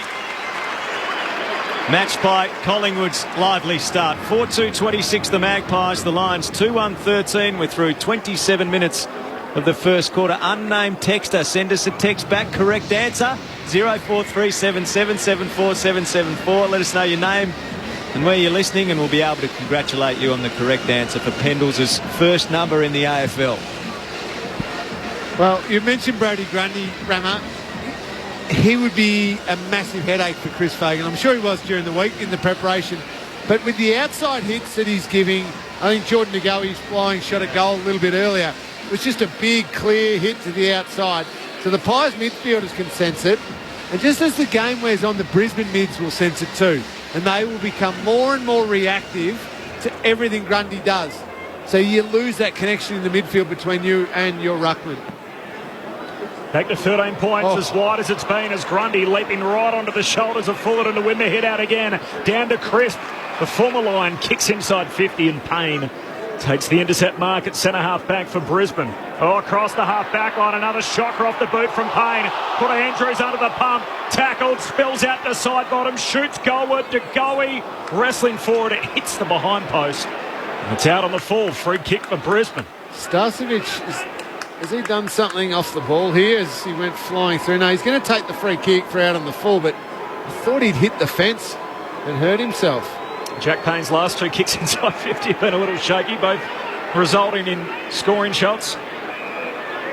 Starcevic is okay. He kicked the ball and he took off. Short to Neil, and then Neil short along the boundary line to Zach Bailey at half back. Bailey, who laid that tackle on Blitz halves last week. He's having a very good start to the season. Zach Bailey went short to Rich, Which on defensive, if you go short to Zorko, it wasn't 15. Zorko looks to the middle, pulls the trigger on an excellent kick to Starcevic, who's on the fly through the corridor, kicks towards Danaher. Quaynor across the front, didn't mark, but does gather and burns away. Long hand pass off the side bottom. He gives to Dacos. Dacos through the corridor, switches to the dock side, and on the logo, Main takes the mark for the Pies. And they got a runner over the top. Imagine he ignores him, goes further afield to Cox. Marks in the launch pad, kicks short to half forward. And out to meet it, Callum Brown, pressed up against the boundary line, wants to go. Spoil came from Payne, still alive, forward pocket for the Magpies. Andrews picks it up, wrapped up by Myercheck, just inside the boundary, and ball up. Forward pocket for Collingwood. Looks hard work when Brisbane had the footy. Yeah, it was a great opportunity for them. That kick just needed more on it. Danaher had got out the back. Went a simple shot. Collingwood looking dangerous when they've got it. From the stoppage, Lyons clears the defensive 50. Up to the wing, but straight to Howie. Hand passes inboard to Quaynor, by hand to Maynard. Short kick to centre half forward. Crisp takes the mark, turns and sits it up top of the goal square. Andrews is back and marking top of the defensive goal square. There's a bit of contact off the ball, but it's Brisbane's free. Last line of defence. Pies by 13 points, half hour mark in this opening turn. Andrews to Birchall, and that's quarter time. So Brisbane being hemmed in the back half, and haven't seen a lot of that this season, particularly with the kick-in rule, the man on the mark being brought back. We're seeing teams get more easily outside the defensive 50, but that's not been Brisbane tonight, and some ball use that's been questionable has also caused problems for them out of the back half. 4-2-26 Collingwood, Brisbane 2-1-13 on Grandstand AFL at quarter time. Brisbane kicked the first goal through Joe Danaher. Their other goal in the opening term came from Lachie Neale, but Collingwood got a run of 3 in a row and lead at quarter time by a margin of 13 points. Collingwood's goal kickers DeGoey, side bottom, Thomas and Sire. John Bernardo and East Oakley, Al. Pendle's 16. Good on you, John. Spot on. I knew our listeners would be well and truly across that. Yep, for his first 9 games in season 2006, Scott Pendlebury wore number 16. Who had 10 in his first year then? That's a good question. Yes, I knew. Throw it out there. 0437 774 774. That's the extra layer to my research that I should have asked myself. Was it Rupert Bethera? That's who I was thinking. I like it. I think you're right. I like it. 0437 774 774. Get involved in the call tonight. Rory and Reservoir. Love your commentary. Given the Lions playing Victoria next week and Brisbane has been downgraded to an amber zone under the traffic light system, will the Lions fly back to Brisbane after tonight's game, or will they be staying in Victoria? Well, Rory, at this stage the plan is they will stick around, and I think even with the situation improving in Brisbane, they'll be here for the next week to give them some certainty before that game in Ballarat. Speaking of Ballarat too, Dave the Truckie, great call guys, go the Pies.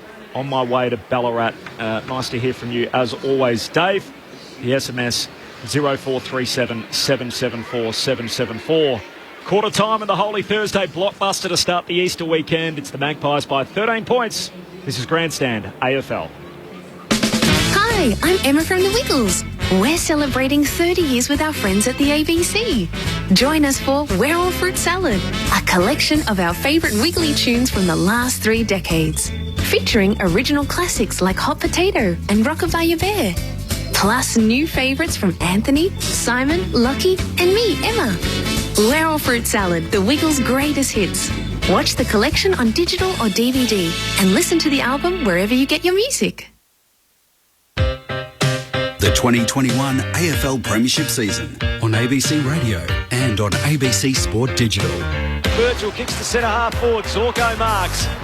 He's on the edge of the centre square. He kicks towards full forward. Danaher floats across the front of the pack and takes the mark on the edge of the goal square. Joe Danaher kicks the opener for the Brisbane Lions. Grundy sets it up and a goalie out to beat it. Got hands to it, no mark. Spills to Sire. Snaps goal and it bends back beautifully. Braden Sire, first kick of the night, dreads it for the Magpies. Hand pass away from Thomas. Hoskin Elliott about to kick inside 50, superb. Side bottom marks directly in front, 25 metres from goal. 245th game for Collingwood. He joins the great Fonz Kine. And he puts through a goal that puts Collingwood 7 points clear. Short to Payne. And Payne dangerous across the half-back line. Cox there along with Chris. Comes to ground. Cox hands it to Thomas. Goal. Zorko kicks towards the 50. Neil the target. He's flattered into. That's a clumsy free kick against Roughhead. Neil will have it at the top of the 50. Bangs hard and long from 52. Good-looking ball. It's there. Bit of shepherding on the goal line. Escorts the kick through untouched. Grundy marks at half forward. Kicks to DeGoey on the lead. 35 metres out vertically in front. Jordan DeGoey for Collingwood's fourth of the opening term. Kick looks okay off the boots. Through it goes. The 2021 AFL Premiership season on ABC Radio and on ABC Sport Digital. Sounds of the opening quarter. Brisbane kicked the first through Joe Danaher. Collingwood 4 of the last 5 in the game to lead it by 13 points at quarter time. And Tim off the SMS. Hi fellas, Blake Caracella wore number 10 in 2006. He did. Rupert Betheris, though, you were both right, Lingy and Rammer, did wear number 10 for Collingwood, but he'd finished up before Pendle started his decorated career, which is now into its 16th season. So Betheris' last match was 2003.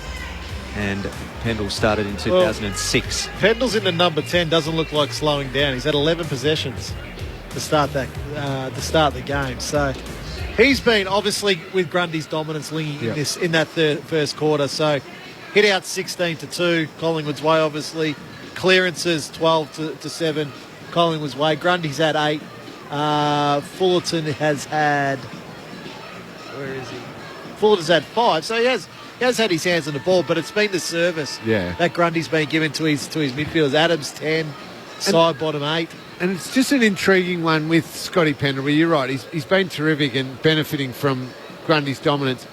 He's kind of playing a role on Lachie Neale. It's not attack, it's not a hard take or anything like that, but he's just taking him around the stoppages and he's having an awareness of him.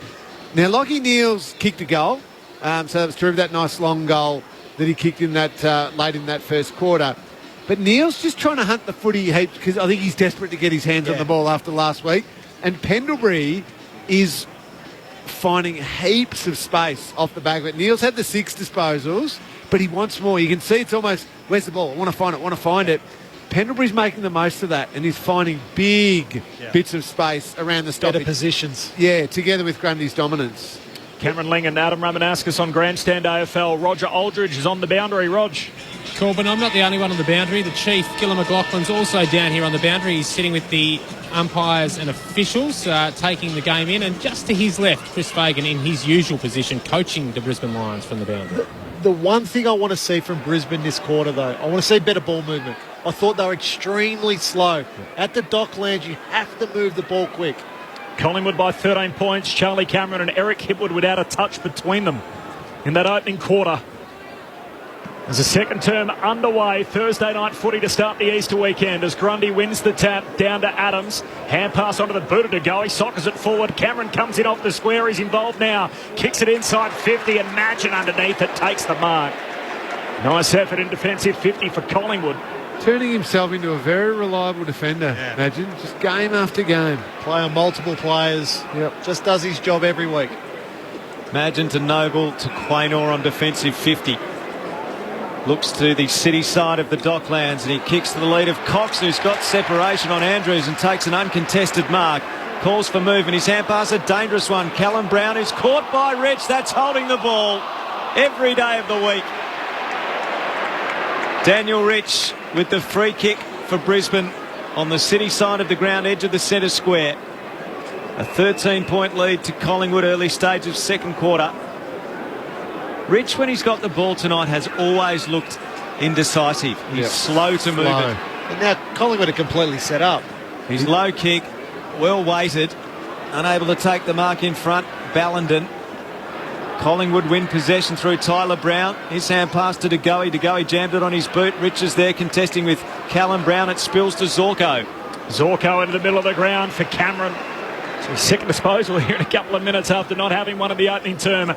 Spears his kick inside 50. Hipwood caught at the back and Howe takes the intercept mark. Defensive arc for Collingwood. Wide kick to Main. In from the side. Leicester spoils it out of play. Throw in 60 out from the Brisbane goal. And what I'd like to see from Rich, because when he does kick eventually, he's got such a weapon on him that it can break the game open.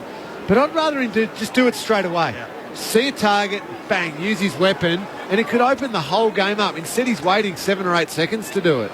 Grundy the tap, Neal the rove. Grundy goes after him. He's shaken by Neal, who kicks inside 50. Hipwood had it bounce off his chest like his chest was made out of concrete. Went flying over the boundary line. A throw in 25 metres from goal. Right forward pocket for Brisbane to the Coventry end. 13-point game. Pies with 4 of the last 5. Grundy wins the tap down to Quaynor. Back pocket Collingwood. Hand pass to Noble. Kicks out a defensive 50 and Tay Adams up strong, marking over Robertson. Both of them in the air. And then pulls his kick back into the corridor for Roughhead. Nice bit of work in the air for Taylor Adams as Roughhead comes wide to Crisp. Part of the Dane Beams trade all those years ago. What a pickup he's proven to be. Hasn't missed since coming to the Magpies. 144 games in a row. Short to Sire. Down the wing and strong mark that's up in front. Knee in the middle of the back. Meyer check out to meet it. Some rough treatment from Marcus Adams. He rolls and kicks to the hot spot. And Harris Andrews on the intercept marks over the head of DeGoey. 20 metres out from his defensive goal line. Collingwood by 13. Andrews, again, not sure. Brings the ball dangerously to defensive 50. Adams marks and rolls, so that's more decisive. He kicks to the wing. Ballenden and Roughhead. Ballenden lost front position. Roughhead spoiled down to Howe. He's tackled, gave to Roughhead. He lost it to Robertson, who gave it straight to Sire of Collingwood, all on the wing. Defensive hand pass to Quaynor off the Noble at left half back. Noble looks around the wing. Thomas to fly against Hipwood. Hipwood didn't mark. Main roves for Collingwood. His hand pass knocked down by Hipwood. Rich gets it.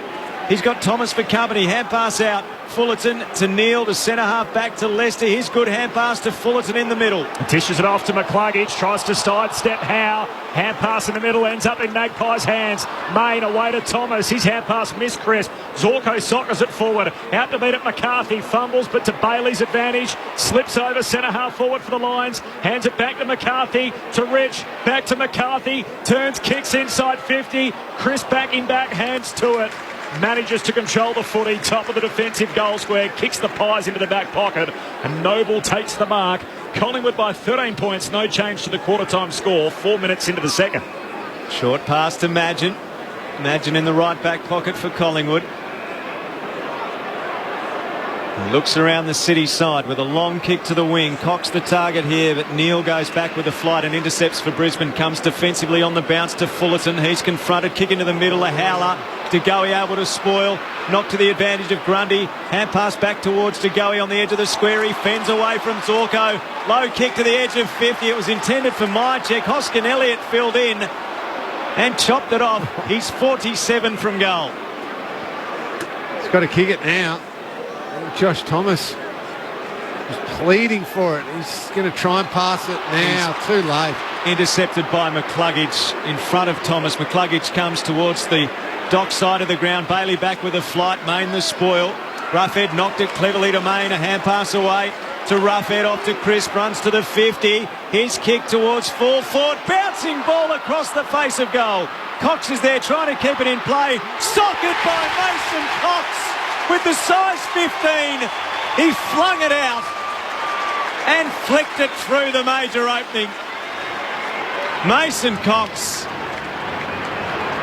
And Collingwood has 5. 5-2-32 to 2-1-13 through 5.5 minutes of the second term. The big bloke was like Josh Kennedy. Found the back of the net. Well, it was a nice kick inside forward 50, Rammer, because it was just to a dangerous part of the ground and it was low. It's funny. We always want the kick to be perfect inside forward 50, and if it can be, great. Hit a bloke on the lead, kick it to his advantage, fantastic. When you got terrific intercept players like Harris Andrews back down there, Grant Bersham can come off, and you're a bit unsure, sometimes it's okay to kick it to grass low and hard, to a really dangerous part of the ground. Now, I never expected for one moment it was going to be Mason Cox who was going to do the work at ground level. Great by him, but it's still a dangerous ball. Well played. 19-point game back in the middle. Both rucks miss it. Slides out to Bailey of the Lions. Hand pass to Fullerton. He gives it to Neal. Away to Birchall. Feeds it forward by hand to Rich. And now to McCluggage. Possession 13. Kicks inside 50. Howe goes for the ride. And onto the shoulders of Berry. He's going to give away the free kick. Not a realistic attempt. Didn't make contact with the footy. Anything for Jeremy Howe's realistic. But let's have a look on the replay. Oh, yeah, probably just... Oh, it's more Berry, I think, collapsed underneath him. If Berry had stood up, he's unlucky. Jeremy Howe might have got a nice little ride there. Roger Aldridge on the boundary. Yeah, we've seen the players come off and getting ice put on their necks and heads. It's not quite the ice vest we see up north, but it's certainly not something we expect to see in Melbourne in April, and I dare say we won't see it at Ballarat next week. 30 degrees today in Melbourne. He's the younger brother of the Berries. As Tom moves in, big goal last week. He's got a crucial goal tonight. Keeps the Lions in touch. Back to 13 points, Collingwood's lead. The Pies 5-2-32, Brisbane 3-1-19. Tom Berry with the snag, 7.5 minutes into the second term. Well, I like what Fullerton did in the middle of the ground there. So, ruck contest, ball goes to ground, he gets involved. We're so used to seeing Grundy with his involvement after the contest. Fullerton's involved through handball to Lockie Neal, to Rich, to McCluggage. And that's what you want. Like, he didn't have a great quarter, Fullerton, but to see that to bounce back so early in the quarter, when you probably got a spray from the coach. And I'm tipping he would have got a spray. You know, it's simple. What are you doing, son? Get on your player, make a contest for it, but getting involved there should give him some confidence. 21 hitouts in the game, 18 of them to Brody Grundy. Tom Fullerton played NBL for the Brisbane Bullets, but probably feels like he's playing on LeBron James tonight. In the middle of the ground, the bounce. Grundy perhaps a fingernail to it. No decisive knock. Sire gets a hold of it. Exits the square with a long kick to full forward. De Goey, a target dangerous here, back with a flight. Mychek couldn't mark. De Goey gets it. He's tackled. They've caught him. Top of the goal square. Umpire says mine. A ball up 10 metres out from the Collingwood goal at the Lockett end of the ground. Oh, high contact. Yeah, front on in that tackle from Harris Andrews. No free kick. Mitch Robinson's going to clear the area. Nice lucky mark, Zorko. Lucky. Centre half back. The Lions work it out. Kick goes wide to Danaher. Marks at half back. He's getting jeered for some reason, I think, other than the fact he used to play for Essendon. Maybe is the only thing or the reason I can imagine. Danaher goes long down the wing. Here's Hipwood, works his way to the front and outmarks Quaynor. First possession coming up for Eric Hipwood, coming off 4 goals last week, and a vote from you, Lingy, in the ABC Footballer of the Year, into the middle of the ground. He finds Lyons, who goes short. The mark taken here to Bailey. Some hesitation, decides to kick into the pocket now for Neal, who's up, can't mark, follows up his own foot. He hurried, snap, had more time than he thought. He missed the whole set, snapped it across the face to out on the full in the opposite pocket. But that's the overlap run. So Bailey had the mark about 70 metres out. Daniel Rich comes flying past. The man on the mark can't move. Give the ball to Daniel Rich. Quaynor now Roughhead out of defence. He goes short to Howard, half back, comes to the wing, and Crisp marks near the interchange, plays on, kicks Collingwood to half forward, perfectly weighted for Mychek. Mychek plays on, open goal. He's kicked inside the 50. It's intercepted, and the clearing kick from Bailey. Couple of real ordinary kick attempts by Brody Mychek. One in the first quarter, another one just then. Adams took the mark from the Bailey kick. He goes towards the wing. Hipwood marks defensive side of it. Just starting to get a touch or two, Eric Hipwood. Hipwood deserved his votes last week, but it's always been the challenge of his career. Every single week fronting up, having those influential games. Hipwood long kick down the wing. Robertson, that's Devon, tackles Quaynor without the footy. The ball's underneath him as the pack forms, and the ump says ball up. Roger Aldridge on the boundary. I realise we still live in uncertain times, hence why we're playing here tonight, but the soundtrack to us getting back to normal is what you hear embedded in the Collingwood fans when a decision does not go their way. 13-point game. The Pies lead it from the stoppage. Collingwood win it. Here's Sire under pressure as he's tackled by Mitch Robinson. Hand pass inboard for Crisp. Over his shoulder to Madgen. He's tackled, dispossessed. The ball spills out of bounds. A touch on it by McCluggage on the way through. A boundary throw in right in front of the interchange gates. 5-2-32 Collingwood, Brisbane 3-1-19. We've played 11 minutes the second term. You're with Grandstand AFL and ABC Sport. Grundy's perfect tap releases Main from the AFL logo. He kicks inside 50. Mychek in front. Knocked away by Adams. Andrews ropes, gives to Adams. Caught by Dacos. Big trouble. Holding the ball. Josh Dacos, the free kick, 48 out. He's played on here. He wants to make a mockery of Marcus Adams. And that's exactly what he does. He goes bang from 45. Adams basically watched it all from his backside. 6-2-38 Collingwood. Brisbane 3-1-19. 12 played, second quarter. Yeah. So Grundy's dominating the ruck. Why on centre wing then do Brisbane play Russian roulette? Chris Mayne is sitting in Grundy's pocket all by himself. Grundy pushes Fullerton to the side. Easy tap down to Chris Mayne, who's then got 5 metres of space around him. You know how I reckon it happened? I think the other Brisbane mids are now far too reactive to the Collingwood so-called superstars. So Robertson, Devon Robertson was sitting on Taylor Adams. I think Lyons was sitting on Pendlebury, all thinking, oh, it's going to go to them, it's going to go to them.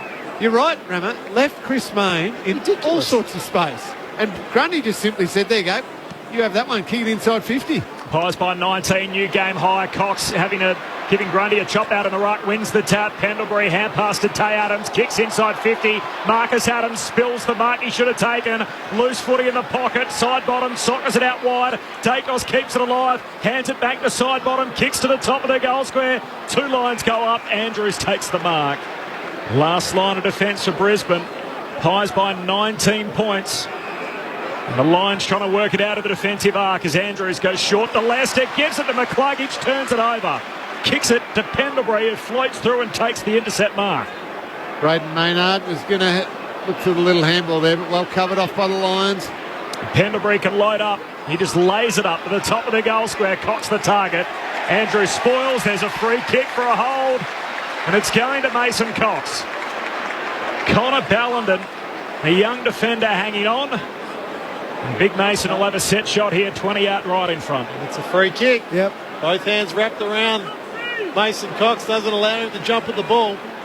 That's just the inexperience of Ballenden with Cox taking him forward. And people can argue it's not that much, it's not that much. But the umpire is going to pay that every day of the week. The arm wrapped around, or you see the little grab of the jumper, that's their cue. They train all week. You see that, you pay it. Cox for his second in the quarter. He's got it. Danger signs for Brisbane. It's out to 25 points, Collingwood's lead. 7-2-44. Brisbane 3-1-19. 15 played second term on Grandstand AFL. Adam Ramanauskas, Cameron Ling. He does get maligned a lot, Mason Cox, but he does often hit the scoreboard for Collingwood. I was doing the numbers on him coming in 51 times in his 71 games he's kicked a goal in a game, but then he converts that to 2. So 29 times out of those 51 games where he's kicked a goal, he's actually kicked multiple goals. So 57% of the time when he kicks a goal, he goes on and kicks another. So it's no small contribution. Goals are gold in this game, and Mason Cox kicks them. Well, he's getting better at the ground level stuff. We've already seen a couple of examples of that tonight. When he presents and he's that big and his arm reaches that long, that he does worry players, and that's all that was. That was just worry. Ballenden panicked and gave away a free. From the middle of the ground, Sy gets it for Collingwood. Hand pass over his shoulder of about 20 metres. Callum Brown comes to meet it. Tackled by Neil, dispossessed. McCarthy gets it.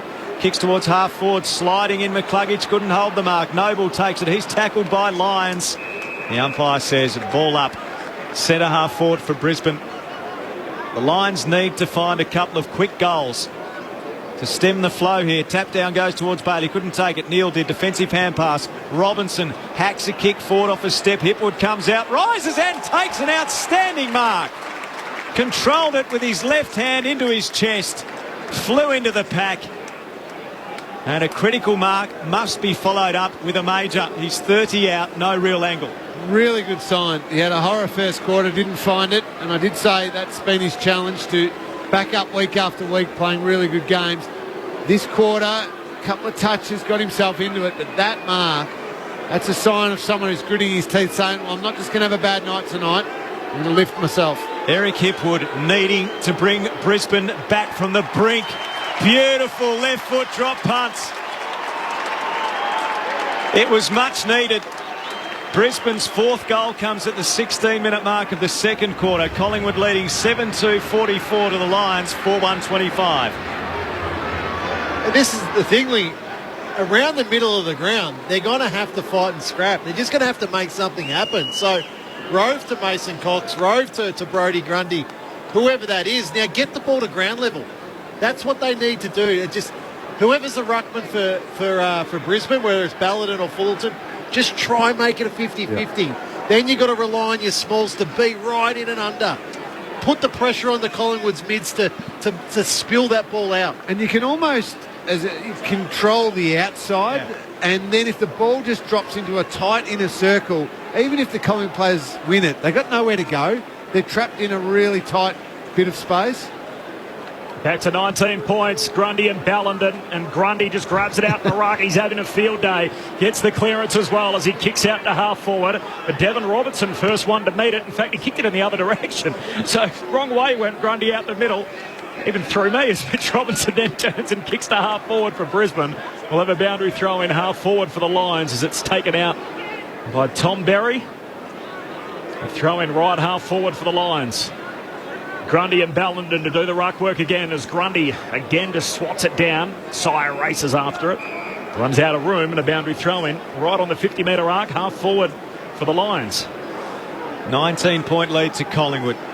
18 played second quarter. It was the Pies by 13 at quarter time. Grundy another win. He's going to have a ringing hand by the end of this. Went down to Sire. Hand pass to Pendlebury. Defensive hand pass to Crisp. Spirals a ball to the wing. Andrews and Cox in a wrestle. Ricochets off the chest of Cox, who lays a good shepherd. Pendlebury gets through them, evades them, makes them look silly. Off to Sire. Side to Goey. Can't quite mark. At ground level.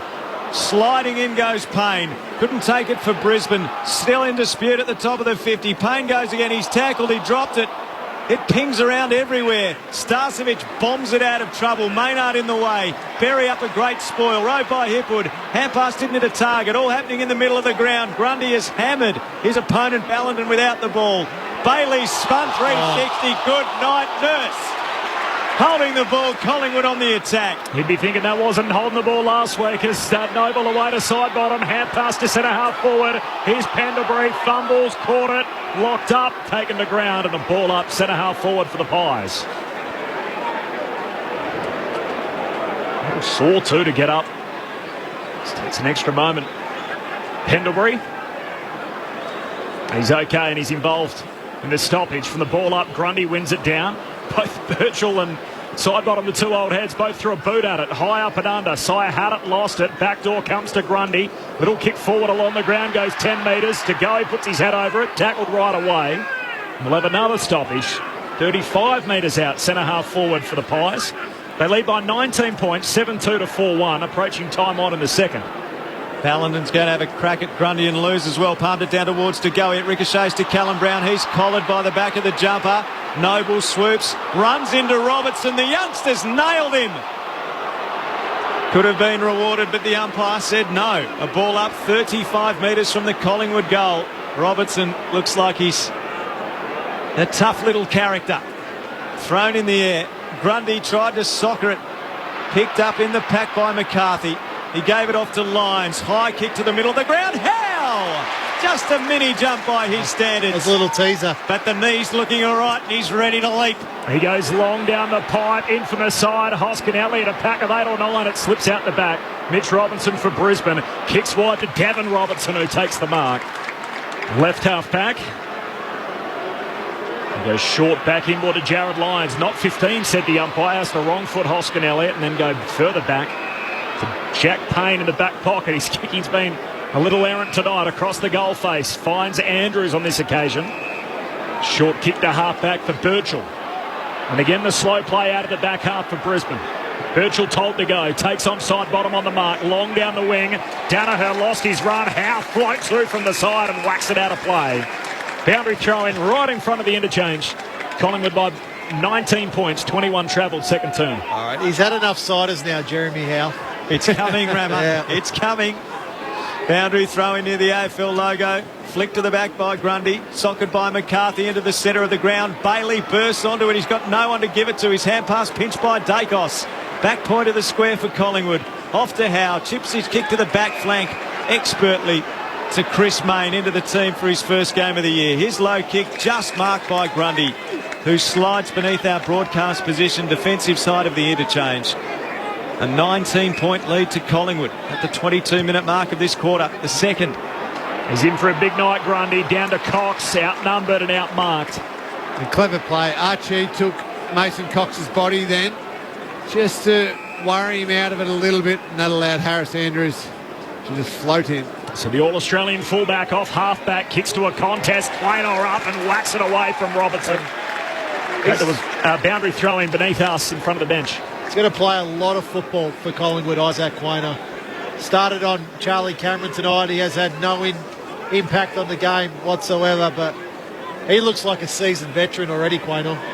Grundy in front, knocked it to his own advantage, gave a hand pass to Crisp. Crisp's kicks a wobbler near the boundary line. It just pitches in the field of play before going out in front of Mason Cox. 53 metres from the Collingwood goal at left half forward. 33 hit-outs to 2. Yeah, Brisbane midfielders, especially these centre-of-the-ground stoppages, they're going to change their structure. Just leaving Collingwood mids too open, and we need to clog it up a little bit more. Now you got Tyler Brown all by himself here at this stoppage. Thrown in. Grundy didn't get it to him, but it came to the back anyway, and Brown got it, gave a hand pass to Thomas. His kick into the pocket. Adams couldn't mark. Picked up for Brisbane by Robinson. Off to Neil. His hand pass into the oncoming traffic. Tyler Brown gets a hold of it. His kick partially smothered. Goes into the forward pocket for Collingwood. Great evasion of Bork from Lyons. Lyons of Brisbane kicks to the wing. Cameron had it go over his head off the hands of Quaynor. Picked up by Crisp. Infield hand pass to Maynard. Maynard away to Thomas. He'll be barreled. Got his hands clear. Off to Grundy. Off to Quaynor. Penetrating kick to forward. Up they fly. No mark, Hoskin-Elliott. Archie clears to the back pocket for Brisbane, and Neil takes the mark. So what do they do here? And Neil's just going to go back and slow it down again. Collingwood well set up. Feels like they're just holding on, Lingy, at the moment, the Lions. Absolutely. Neil long down the line. Hipwood went to fist, missed it completely. Stays alive on the wing. Collingwood, Grundy, Quaynor by hand of Maynard, and then he kicks down the line. Mitch Robinson floats through. Takes the intercept mark for Brisbane. Cuts back inboard for Birchall. Use Hipwood middle. Birchall in the middle of the ground to Hipwood. Goes up and marks. In between 3 Magpies, he rolls and goes. Sends his left footer down to half forward. Devon Robertson at the back. Spoils the noble mark. Hand pass to Charlie Cameron. He shakes Mayne. Turns and shoots and goals. He's just breaking ankles out there, Charlie Cameron. And Chris Mayne, who's lying face first on the floor, all he can do is look on. And Charlie Cameron with a special moment late in the second term.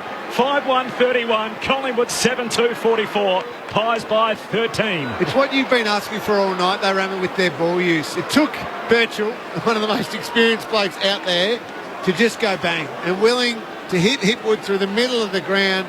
And then things just open up from there. And yes, it took a magnificent bit of play from Charlie Cameron, just stepping around doing what he does. But the game was open because of the bravery of the ball use of Grant Birchall.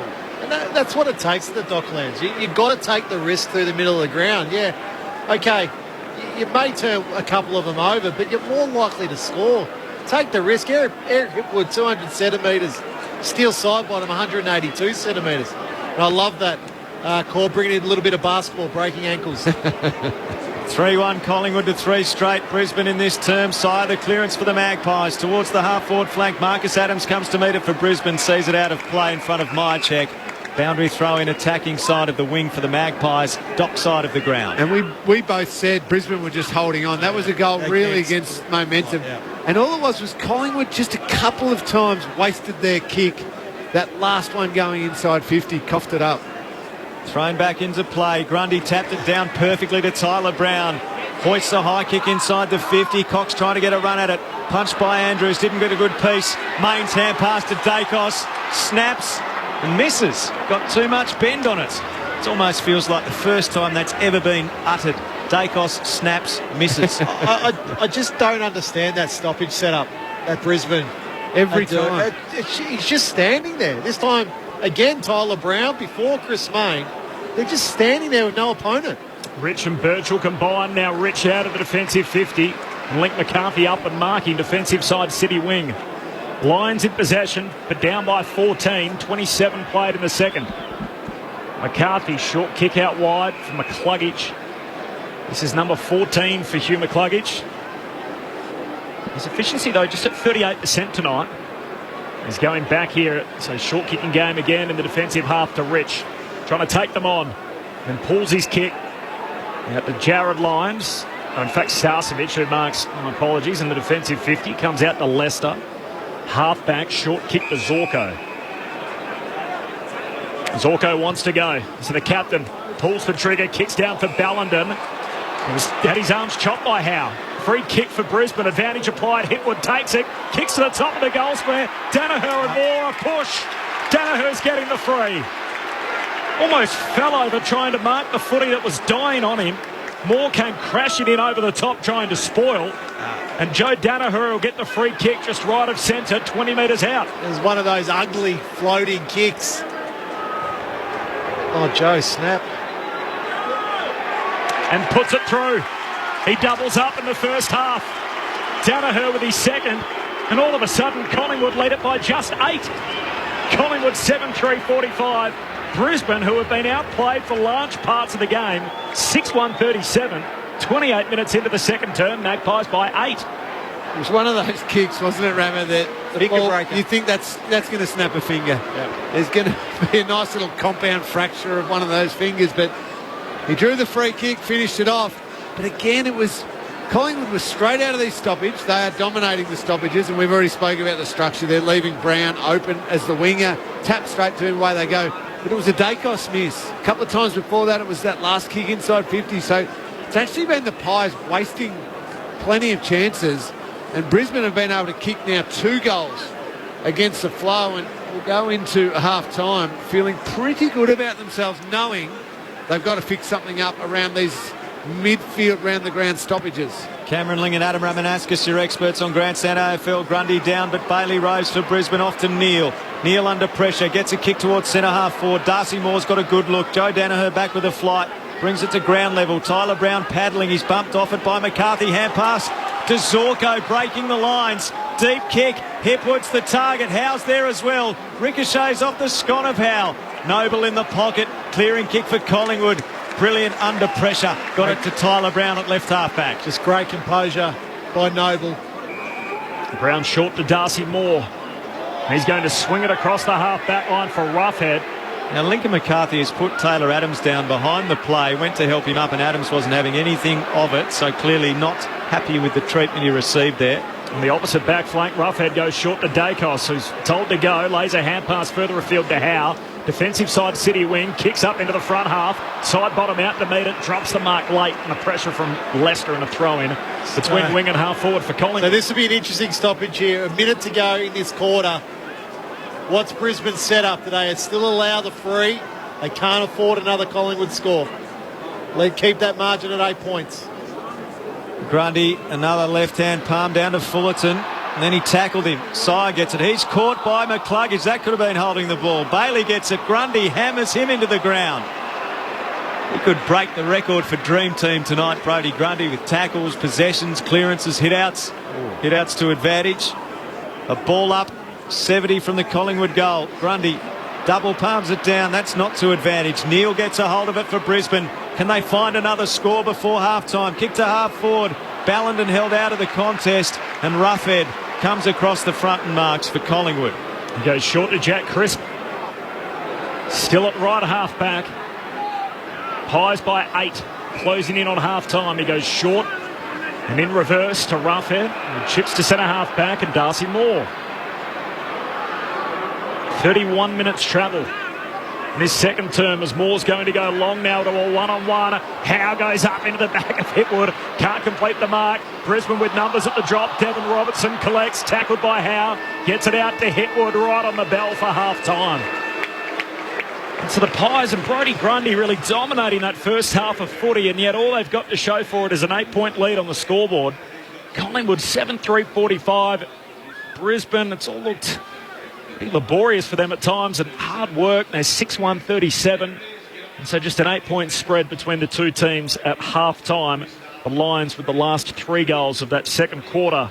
The goal kickers in the game, so for Collingwood, 2 for Mason Cox and then singles for De Goey, Dacos, Sidebottom, Thomas and Sire. While for Brisbane, 2 for Joe Danaher and then singles for Neil, Berry, Cameron and Hipwood. 7 goals to 6, Collingwood by 8 points at half-time. Brody Grundy, 15 disposals, 33 hit-outs, 4 tackles, 3 marks, 2 inside 50s, 4 score involvements. It was a big talking point coming in with no McInerney up against the young pairing of Fullerton and Bellenden. He's having a field day. It's a half-time, Brody Grundy. Our grandstand AFL experts, Adam Ramanauskas and Cameron Ling, with their take on that first half, the Pies by 8.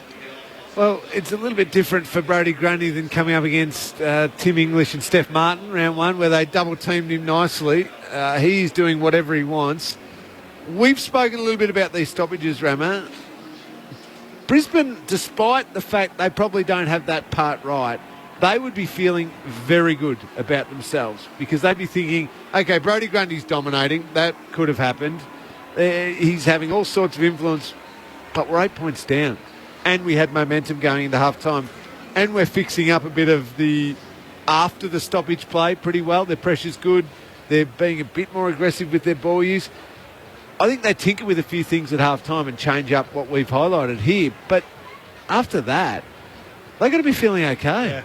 Yeah. We said, I reckon it was probably just as time on started in that second quarter. It felt like Brisbane were just hanging on. Yep. Then they were able to kick those last 2 goals, 24-minute mark, 28-minute mark. It was through aggressive ball movement. And we've been calling for that through the middle of the ground. Start to take some risk. If they weren't going to take risks, they were going to lose the game, probably 90 to 60, 90 to 55, sort of thing like that. But now, kicking those, they got the last 3 goals of that quarter, so 16-minute mark, 24, 28-minute mark, right back in the game. Hipwood started to come into the game. Danaher's got 2 goals. Charlie Cameron started just to get his hands on the ball late in that quarter. Collingwood were wasteful that quarter. And they really had the momentum, the ascendancy, the possession in that quarter, and they couldn't hit the scoreboard. They just simply couldn't hit the scoreboard.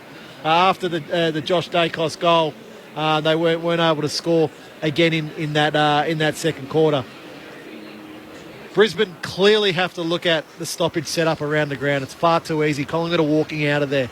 Chris Mayne, Tyler Brown twice, just on the defensive side of the contest. A simple tap for Grundy. They've got to set up better. Whether they're allowing 1 extra to the stoppage, Brisbane, and then dropping 1 back.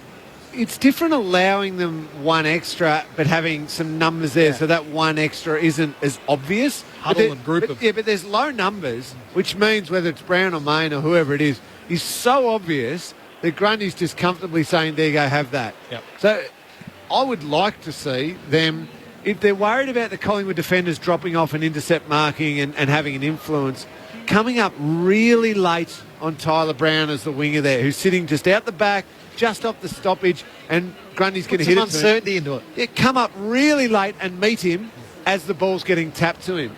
And then that Collingwood defender starts thinking, do I come up with him or do I sit back and try and be that intercept player?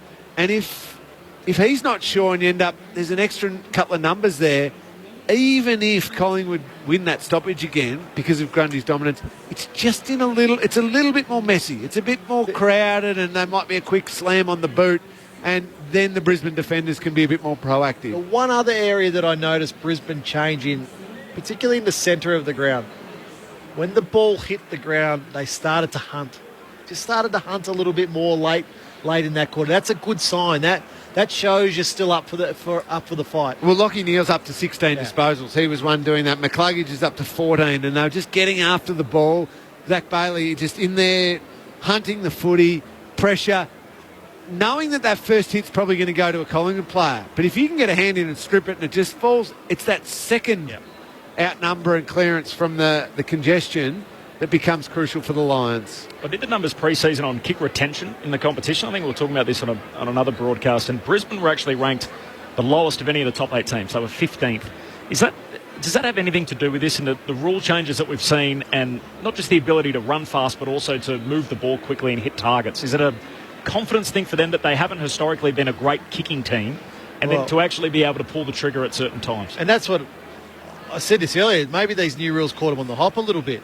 So that's really important now. The kick retention. If you've got to move the ball quick, it's no point kicking it to the opposition. That's just obviously that's just a waste. So nice one, boys. And Corbs, you're right, because when we talk about quick sides and pace, and you need a couple of them, don't you? You need a couple of guys who are just lightning quick, can run and break the lines.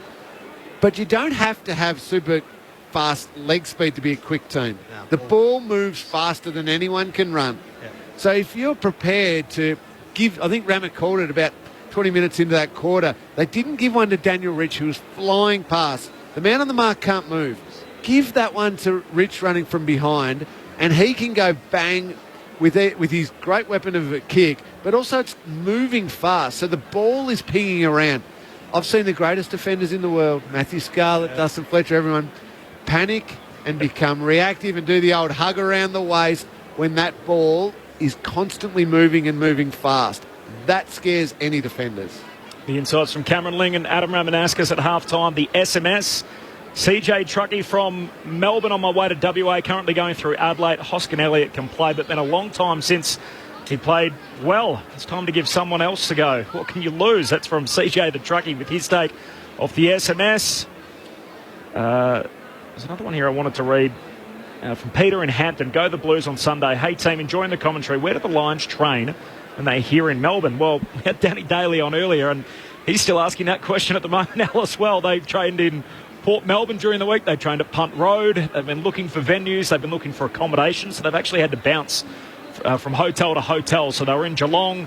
They're in a different hotel now. Apparently that accommodation's not booked past Saturday, given it's the Easter weekend. So ordinarily they would train at some of their spiritual homes, but this trip's a little different from Brisbane. The captain's run is often at Brunswick Street Oval, which is just a kick around essentially, and they can mingle with a few of the old fans from the Fitzroy days, and obviously the Brisbane contingent here in Melbourne as well. But been an interesting week for them to train at Port Melbourne, then very good of Richmond also to allow them, and that's the environment that the AFL clubs are living in at the moment with COVID. They've been willing to help one another out where they can, whether it be flights or getting together and sharing some training venues. So Richmond helping out Brisbane during the week. Mark in Canberra, Joe Danaher has to bag 5 or 6 almost every game if the Lions are going to make it to the top 4.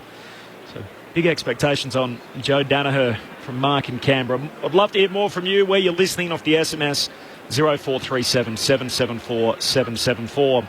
It's halftime here at Docklands, the Holy Thursday blockbuster. It's the Pies by 8. Let's get the latest from the ABC newsroom.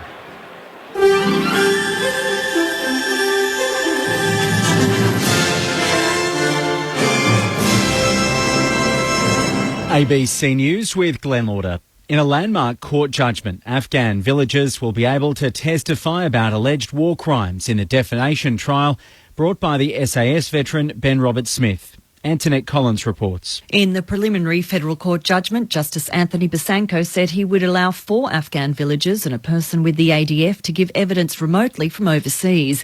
Ben Roberts-Smith is suing The Age, the Sydney Morning Herald and the Canberra Times over a series of articles which he says wrongly suggest he disgraced the Australian Army while serving in Afghanistan. The villagers from Dewan are expected to give evidence about the alleged murder of a man in 2012. The judgment has directed that there be an interpreter in the Sydney courtroom when they give evidence at the trial, which is due to start in June. The 3-day COVID-19 lockdown in Greater Brisbane is over, and Queensland's Premier says Easter is good to go. Jessica Rendell reports. There was a single COVID case overnight linked to one of the 2 clusters at the Princess Alexandra Hospital. Premier Anastasia Palaszczuk has thanked everyone who was part of what she called a mighty team effort in recent days. Some statewide restrictions will remain for the next 2 weeks, including the mask mandate and the visitor ban at hospitals, aged and disability care centres. And there's still concern over new COVID cases among travellers returning from overseas. 9 more were detected in hotel quarantine overnight. 82 cases are now active across the state. A Brisbane jury has found an Olympic kayaker and his younger brother guilty of drug smuggling. They'll be sentenced later this month, as Talissa Saganto reports. Nathan and Drew Bagley, aged 45 and 39, had been on trial in the Brisbane Supreme Court. They'd been arrested over a failed attempt to bring up to $200 million worth of cocaine into the country in July 2018. The court heard Nathan Bagley bought an inflatable boat, which his brother used to collect the drugs from a foreign ship off the New South Wales coast. The drugs were dumped overboard during a high-speed pursuit by a Navy patrol boat. It took a jury 1 day to find both men guilty, and it can now be revealed that they've previously served jail time for other serious drug charges.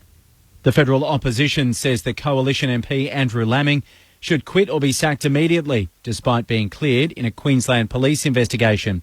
Police have decided there's no criminal case to answer after a 29-year-old woman accused Dr Laming of taking an inappropriate photo of her in 2019.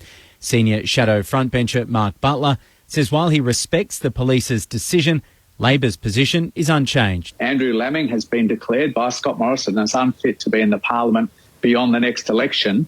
We're saying he's unfit to be in the parliament now. Now, the fact that the police have taken a decision not to initiate prosecutions does not change that fact one iota.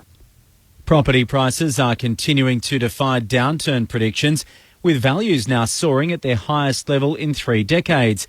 CoreLogic data shows prices rose 2.8% in just the month of March alone, led by a huge surge in Sydney of 3.8%. Analyst Eliza Owen says for the first time in a year, capital city prices are rising faster than regional areas. I think that reflects people becoming more confident and being drawn back to capital city markets as we get back to some sense of normalcy from COVID-19. US Republicans say they're taking a wait-and-see approach to allegations that the Florida Congressman Matt Gaetz had sex with a 17-year-old girl and is facing possible federal sex trafficking charges. Mr Gaetz denies the allegations that are currently being investigated by the Department of Justice and insists that he's the victim of an elaborate extortion scam. The Republican Minority Leader in the lower house, Kevin McCarthy, says he won't strip the congressman of his committee assignments without proof of wrongdoing. Mr. Gaetz denies the story, but I look forward to talking to Mr. Gaetz. I haven't heard anything from the DOJ or others, but I will deal with it if any of it comes to be true. And in sport, Matilda's hopeful Remy Simpson says her dream of playing in a World Cup is within reach, following the announcement of the venues for the 2023 tournament. Sydney, Brisbane, Adelaide, Perth and Melbourne will be the Australian cities to host matches. The final will be held at Sydney's Stadium Australia on the 20th of August, while Auckland will host the tournament opener on the 10th of July. Simpson says her goal is to win the World Cup on home soil. Standing here and picturing myself being there in the next couple of years is something that I've dreamt of since I was a kid. So I'm going to be working extremely hard to hopefully be standing here and hopefully lifting a trophy with the national team. That's the latest ABC News. Hi, Heather Hewitt here. Join me for a brand new season of Back Roads as we travel to the more remote towns and regions of Australia. From Cobar to Cloncurry, Strawn to Cooper Pedy, and many more in between.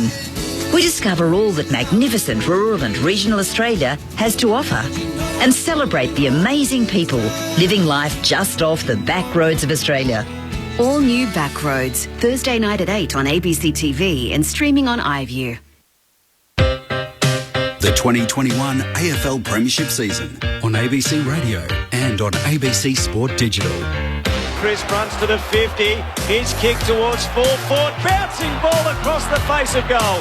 Cox is there trying to keep it in play. Socket by Mason Cox with the size 15. He flung it out and flicked it through the major opening. McCluggage kicks inside 50. Howe goes for the ride and onto the shoulders of Berry. Is going to give away the free kick. Not a realistic attempt. Didn't make contact with the footy. He's the younger brother of the Berries. As Tom moves in, big goal last week. He's got a crucial goal tonight. Knocked away by Adams. Andrews Ropes gives to Adams. Caught by Dacos. Big trouble. Holding the ball. He's played on here. He wants to make a mockery of Marcus Adams. And that's exactly what he does. He goes back from 45. Pendlebury can load up. He just lays it up to the top of the goal square. Cox the target. Andrew spoils. There's a free kick for a hold. It's going to Mason Cox. Connor Ballenden The young defender hanging on. Big Mason will have a set shot here, 20 out right in front. Cox for his second in the quarter. He's got it. Danger signs for Brisbane. Robinson hacks a kick forward off a step. Hipwood comes out, rises and takes an outstanding mark. Controlled it with his left hand into his chest. Flew into the pack. And a critical mark must be followed up with a major. He's 30 out, no real angle. Eric Hipwood needing to bring Brisbane back from the brink. Beautiful left foot drop pass. Devon Robertson at the back, spoils the noble mark, hand pass to Charlie Cameron. He shakes main, turns and shoots and goals. He's just breaking ankles out there, Charlie Cameron. Hipwood takes it, kicks to the top of the goal square. Danaher and more, push. Danaher's getting the free. Just right of centre, 20 metres out, and puts it through. Danaher with his second, and all of a sudden Collingwood lead it by just 8. The 2021 AFL Premiership season on ABC Radio and on ABC Sport Digital. Sounds there of the second quarter, last 3 in the game for the Brisbane Lions. Collingwood's lead cut to just 8 points. They did have it out to a 25-point buffer at the 16-minute mark of that second term. There's the bell in the background as umpire Matthew Nichols holds the footy aloft. The two teams are out there as well, the Pies and the Lions. The Holy Thursday blockbuster to start the Easter weekend, ordinarily played up in Brisbane. Of course, after the 3-day lockdown, good news out of Brisbane, the lockdown's been lifted. The Lions find themselves in Melbourne for the week.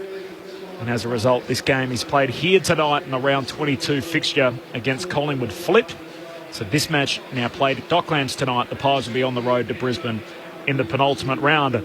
Corbin Middlemass, Alistair Nicholson, Roger Aldridge on the boundary. Our grandstand AFL experts Cameron Ling and Adam Ramanauskas. And of course, we want to hear from you as well on the SMS, which is 0437 774 774. Tim from Wodonga. Brisbane could do with Stephen Martin right about now. Yes. They didn't offer him a contract. That is a very good observation. But it's strange, isn't it? It was odd at the time. Their only ruck source was Oscar McInerney, who they developed as a forward and then made him a ruck forward, and then they didn't have any backup for him. Archie Smith's injured. No, now that's they've right. got two forwards essentially rucking. And I agreed with their call that Oscar McInerney was going to be their number one man going forward. I think that's the right decision, and unfortunately he's out injured. But what a backup Steph Martin would be. And I know this isn't NFL, I know it's not American sport, but you see NFL teams, they will happily pay a nice big salary to a backup quarterback because they know that your main man could go down. Well, you lose your ruckman, your main man Oscar McInerney, and he goes down and you got no one there, you can see what sort of impact it has on your team. Brody Grundy completely dominating. It feels like he went to the Western Bulldogs, and in exchange as the trade, they got their problems against Brody Grundy. The same problems that Tim English used to have is now happening to Brisbane tonight. Grundy running roughshod with 33 hitouts in that first half. Also off the SMS, g'day Rowan, listening from Ballarat. Go the Tigers, hope we beat those Swans, and love your commentary, keep it up. I have a dream of being a commentator one day for footy and cricket. Nice to hear from you, Rowan. Hopefully we're sharing a box one day. And enjoying the call, boys. Just driving around the property, having a frothy, checking out my calving cows in southern Western Australia. Happy Easter and go the Lions. What an experience. It's one of those non-alcoholics, I reckon, that are all the rage these days. Yes, 0-1, correct, Al. Well, working hard. So what time is it in WA? Called about 6 o'clock? Yep, 6 p.m. Yeah, it's a bit past 6 o'clock, so working hard on a Thursday evening. Well done. Bit of fencing still to be done. Lingy few bales to be put in the barn. Very similar to what I do around home. Absolutely. At 6 o'clock, yeah. Oh, we just had a message from Nicole Ling, not concurring with that. No, fair to say. Head straight to the couch, put the feet up, and maybe a little block of chocky. Half-time in the NRL, the Penrith Panthers 22, Manly Sea Eagles 6, so a 16-point lead for the Panthers, last year's beaten grand finalists. Half-time in the NRL round 4 there. Roger Aldridge is on the boundary. Evening, Rog. Thanks, Corbin. Brisbane Lions captain Dane Zorko did finish last quarter on the ground. He's starting again on the ground this quarter as well. But interesting to note, he has spent a lot of time on the bench. 9 minutes in the first quarter, 8 minutes in the second quarter. And from a Collingwood perspective, Darcy Moore played 100% of the game last week. Obviously that gripping battle with Harry Mackay, but he did get an 8-minute breather last quarter. So first time on the bench for Darcy in a fortnight. We're just chatting off air, Lingy. Similar trimmings is for the Brisbane Lions as what we saw last Friday night down the highway against the Cats. Yeah, because throughout that game, I think all of us were sitting there thinking, oh, the Cats have got this one. This is pretty comfortable. Maybe this just peters out to a 4 or 5 goal win. Same earlier on in this game, and the Lions came back last week and they're doing it again here. Third quarter underway. Fullerton, a win in the ruck against Grundy. Pendlebury got a tackle by Neal. Didn't clear the centre circle. De Goey picks up and will. Tries to take on Lyons, who clung on. Tackled, dispossessed. Clean pick up from Neal. The Lions have worked it towards the outer side. Robertson couldn't get it. Zorko did on the field here now. Off to Starcevic. He kicks the Lions towards the half-forward flank. Robinson marks. Hand pass over the top. Tom Berry, 60 out. Danaher's the target. One-on-one with Roughhead. Danaher didn't mark. Bailey at the full can't get a hold of it. Hipwood in contest with Roughhead. It's taken out of play. Roughhead next to the right behind post. Saw it out. A throw-in. Brisbane deep in attack to the Lockett end. Neal had 3 to half-time last week. He's had 17 here. Opening minute of the third quarter. From the boundary throw-in. First hands on it for Grundy again. No real hit out. Bailey had it. Gang tackled. Dispossessed. Taylor Adams tries to clear. Kicks it into oncoming traffic. Ricochets to Jared Lyons. High up and under out wide. And Quaynor, first one back, marking alongside the behind post. Can I just go back to that, how the ball ended up out of bounds before? On replay, I think Collingwood dodged one. That was deliberate. Whoever was at the bottom of the pack just whacked it straight to the boundary line. Quaynor at the halfback, and a deliberate approach to the boundary line from Hipwood as he just punches it in that direction, and a throw-in. Half forward for Brisbane, 60 out from their attacking goal at the Lockett end. Early stages, third term, Collingwood by 8. So Fullerton, has he got a taste for it now? He won the opening hit out this third quarter, not the second. Grundy towards the boundary line, goes after his own ball. Hand pass to De Goey, who's working back in defence. Kicks around the wing. Marcus Adams up in front of Myercheck. Didn't take the mark. Myercheck good at ground level. Hand pass off to Callum Brown by hand to Pendlebury. Off the side bottom. His hand pass misses Myercheck. But he's going to run onto it inside 50. On his left boot. Turned it over. Lester marks at fullback for Brisbane. He's having one of those nights, Myercheck. Just things aren't going right for him. That handball should have went straight to him. Went along the ground and just not going right for him so far. Short to Starcevic, short back into the defensive goal square for Birchall. He pulls the trigger down the middle. McCluggage marks. Lays it off by hand to Daniel Rich. How can he use it here off halfback? Kicks down the wing. Bailey the target. Howe in from the side. Intercepts. Takes the mark on the wing. Pies by 8. 2.5 travelled. Third turn. Short kick to Noble. Cox is long on Birchall. Wants it in there quick. Now he's got help. Marcus Adams has come across. Noble logo. Broadcast wing. Looks inboard. Pendlebury marks. Hand pass to Quaynor. Kicks deep. Top of the goal square. Hand on it from Hoskin Elliott. Dacos in the pocket. Dacos snapping goalward. It clips the post on the way through. And behind. And Harris Andrews suggesting to him maybe you shouldn't have had a shot then, but his name's Dacos. Let him have a go, Harris. That's it. That's in his wheelhouse from there. Kick in comes to Zorko. Zorko goes to the broadcast wing. Robertson marks, bumped as he kicked by Crisp. Bounces obligingly for Bailey near the boundary. Hand pass to Danaher. In Danaher territory, 50 out. He doesn't go for goal. He pulls the kick to Cameron, who marks 20 from goal to the right of centre. Seen Joe take shots from there previously, but on that occasion he saw Charlie Cameron open and kicked out in front of him. Quaynor couldn't impose. That's one of the areas that Joe is very underrated. His field kicking is really good for a player of his size. Charlie Cameron for his second of the night. He's pulled the kick. It's a terrible miss. A behind to Brisbane. Just their second of the night. The margin is 8 points Collingwood's way through 4 minutes of the third quarter. Kick 5 the last time Brisbane played here, round 14, 2019. Got the top votes that night as well in the Brownlow medal. Charlie Cameron, that's a poor miss. As Roughhead marks the kick out back into the corridor for Maynard. Long kick to De Goey. Marks defensive side. City wing. Turns and kicks long down to half forward. Hoskin Elliott racing after it. Leaps up in the air. No mark. Falls Rich's way for Brisbane. Hand pass wide to Mitch Robinson. Further wide to Starcevic. Drills his kick down the line. And Hipwood takes the mark. Defensive side of the wing. So they're going to have to be patient here. Collingwood have got Howe back, set up. Hipwood with that long left boot down to another lefty. Danaher, who's up and marking. Had the sit, got up onto the shoulders of Roughhead and took the mark. Turns and drives his kick right deep. Charlie Cameron! Cameron leaping up in the goal square with the hanger. What a way to make up for it. Just outdoing Danaher one after the other. Forget about being patient when you got two forwards. You can just take big marks. Just kick it to them. Great play. As if Danaher wasn't enough, the very next kick, a one-on-one leap for Charlie Cameron. And to finish off his work, he puts it up into the second deck. Came on here in a big way. Brisbane with the last 4 either side of half-time. Collingwood by 2, 5.5 into the third.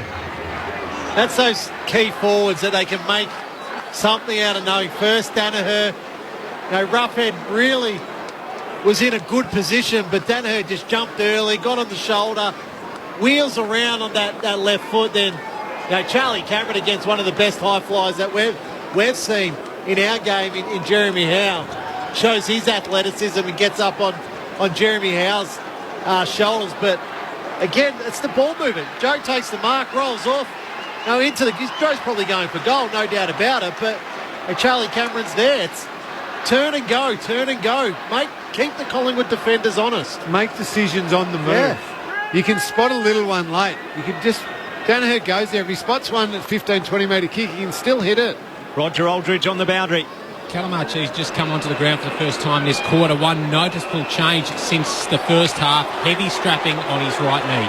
Thanks, Rog. Free kick out of the middle of the ground to Fullerton. So things are starting to go Brisbane's way. His kick inside the 50 is not where he wanted it to go. It was off the outside of the boot. Howe got it, gave it away. Quaynor kicks towards the back flank and beyond. It's marked defensive side of the wing by Callum Brown. Brown to Pendlebury. Pendlebury marks still on the wing outer side, coming up for possession. Number 20, the Collingwood captain. The 33-year-old goes laterally to Jeremy Howe. A taste of his own medicine on that last mark for Charlie Cameron. Inboard to Quaynor. Howe pass to Noble. Does well. Wrong foot's Birchall. Noble races away through the middle of Docklands. Kicks to centre half forward. Andrews up strong. He's going to get the free kick. Went up to take the mark. Myercheck got him late. When it's not your night, it's not your night. And Myercheck again. Harris Andrews short to Zorko. Pep in their step here at Brisbane. Last 4 of the game. It looks like they got some bounce. Zorko out wide to Neil. Neil further wide to Mitch Robinson. Mark City wing up against the boundary line. Moves it forward to Tom Berry. Well, the ball's not stopping as much. It's starting to ping around. Yeah, this is the first time it's stopped even for a couple of seconds. Kick goes around the outer wing. Up goes Fullerton. Couldn't mark. Hipwood rove for Brisbane. Broke a tackle. Defensive hand pass to Robinson. Robinson's tumble punt wants to hit the ground, but Quaynor's in the way.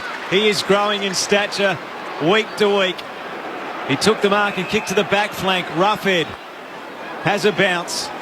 He's on the dockside wing. Hand pass to Howe.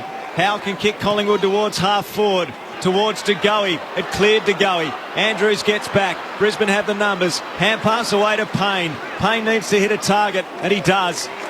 Robertson marks down beneath us on the wing near the interchange. There's a big story out of the 2019 draft. Devon Robertson invited on night 1, didn't go. I think every footy fan that night hoped he was going to have a big career from then on, a heartbreaking experience. He went the first pick of the very next night. Long kick out to half forward. Moore out to meet it for Collingwood. Hand pass to that man, Devon Robertson. Hands it to McCarthy. He backs back and trips over the legs of Grundy. And Grundy gives away the free kick. I'm not so sure about that. McCartney to get the free in front of the bench. It's like when you fall over in the supermarket and sue the supermarket. I think Grundy knew exactly what he was doing there. Free kick from McCarthy, long to a pack, and Madgen takes the pack mark. Half back for the Pies. Brisbane coming, Collingwood by 2. Dangerous kick, but Roughhead makes it good. He rises and marks near the boundary line. Back infield to Darcy Moore.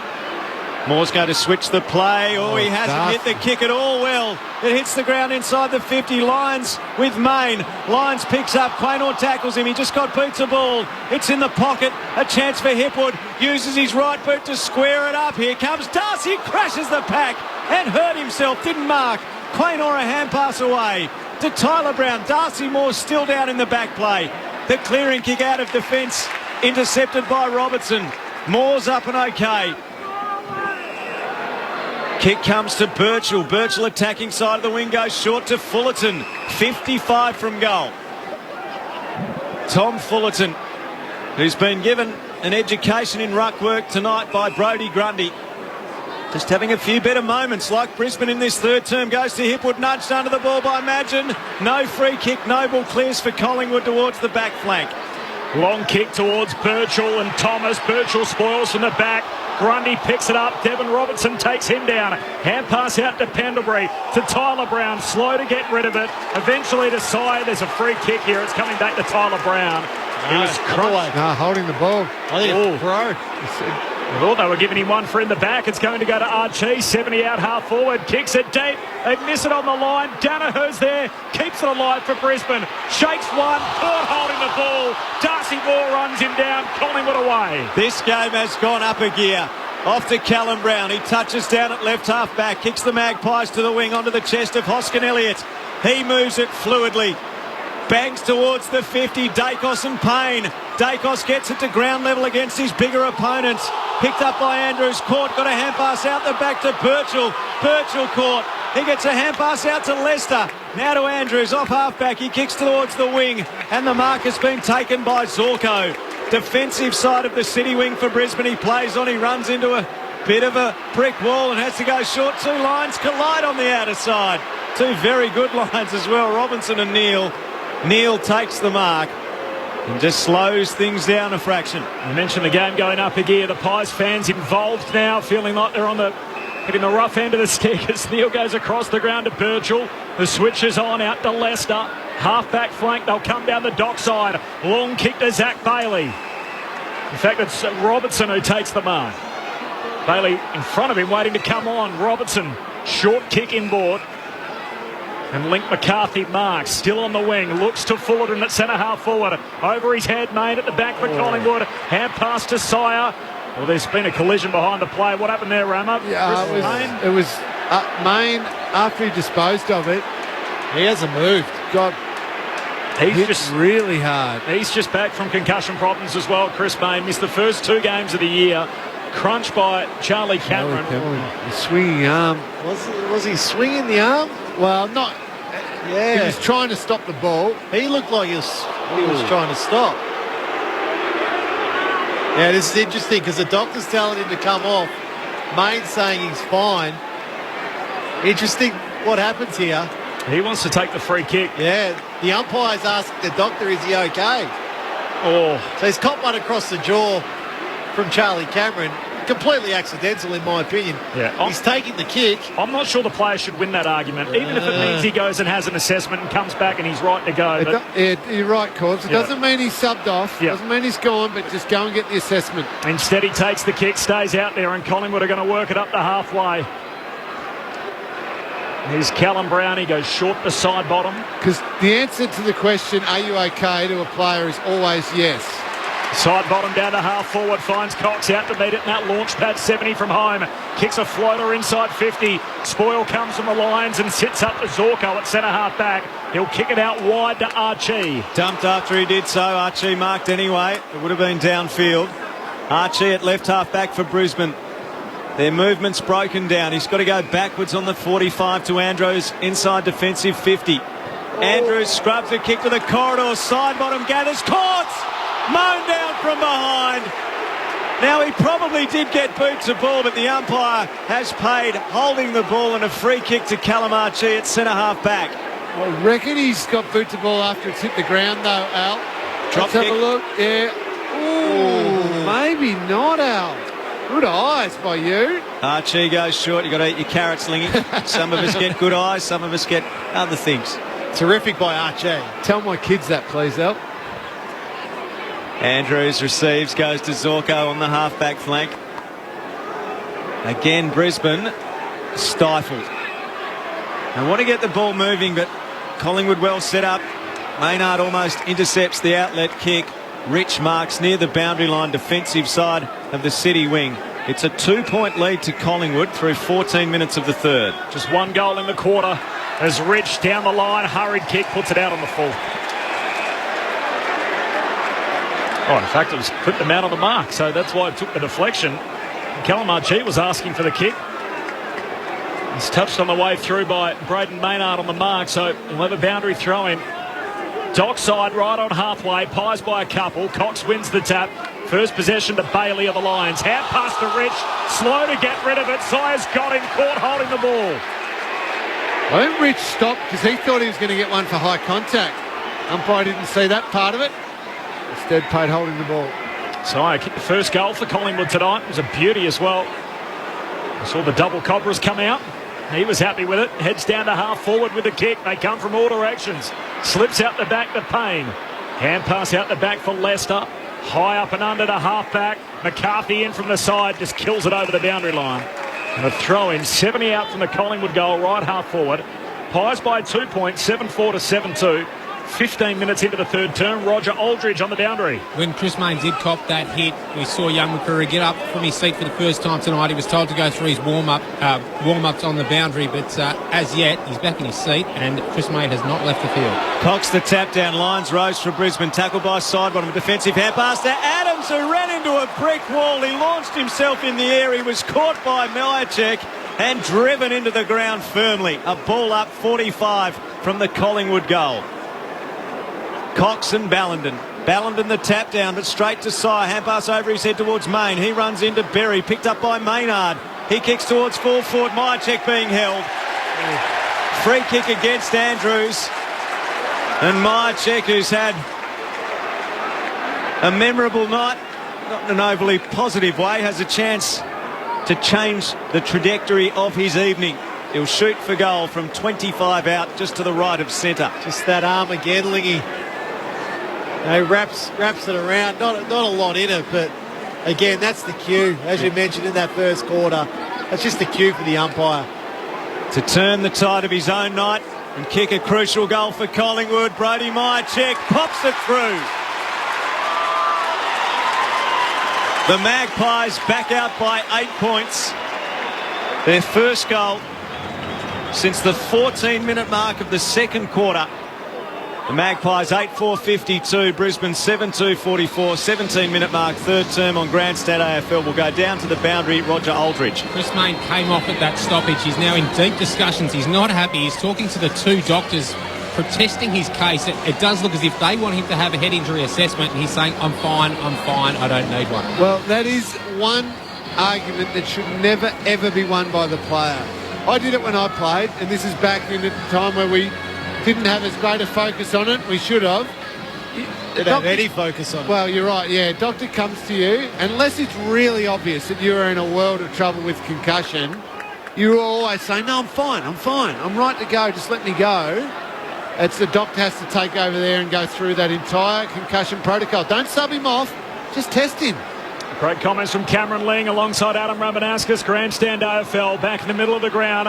Adams off the deck. That's Taylor Adams. Hand pass straight to McCarthy. Centre break for Brisbane. Quick kick forward. Danaher competes. Spills to McCluggage. Mowed down by Howe. Brisbane still going. Charlie Cameron onto it. Shoots a hand pass back for Mitch Robinson. Missed him. Robinson whacks it back to Cameron. They're under the pump now, the Lions. 60 from home. Robinson kicks into the pocket. Moore spoils it away from Danaher. Crisp for Collingwood. Hand pass to Noble. Hooks the kick out. A defensive 50. Thomas bangs bodies with McCarthy. Collingwood will win. Oh, there's a free kick. It's coming back to Mitch Robinson. He was held without it according to the umpire.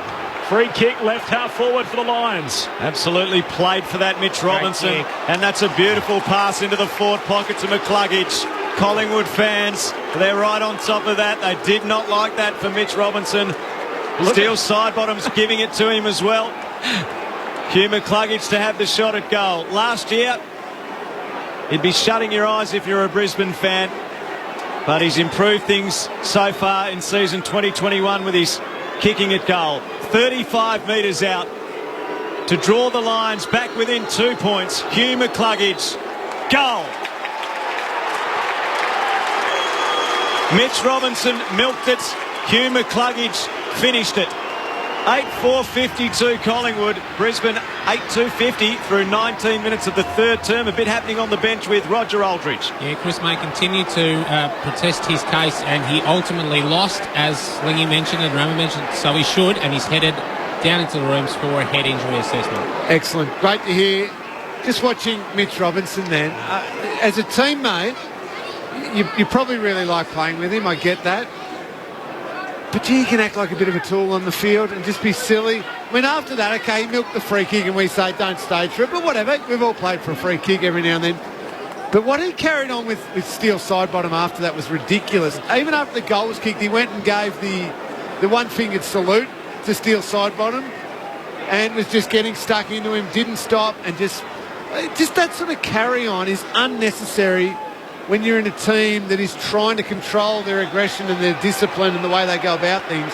And he's a leader. He's a leader of this young group. Don't act like that. Just take the free kick, say, thank you, I got one. Get on with it. Your teammate's having a shot for goal. Pies by 2 points. Grundy in the middle, grabs it out the ruck, little kick forward. Tyler Brown off the square, hand pass away to Sidebottom, gives it to Taylor Adams. Slipped as he kicked, trickles away to Sidebottom, hands it to Grundy, gets it back on the 1-2. Sidebottom out to half forward. Hoskin Elliott around his bootlaces, clever, paddles it back to Sire. Gang tackled, Mitch Robinson involved. As soon as he got it, ball up, half forward for the Pies.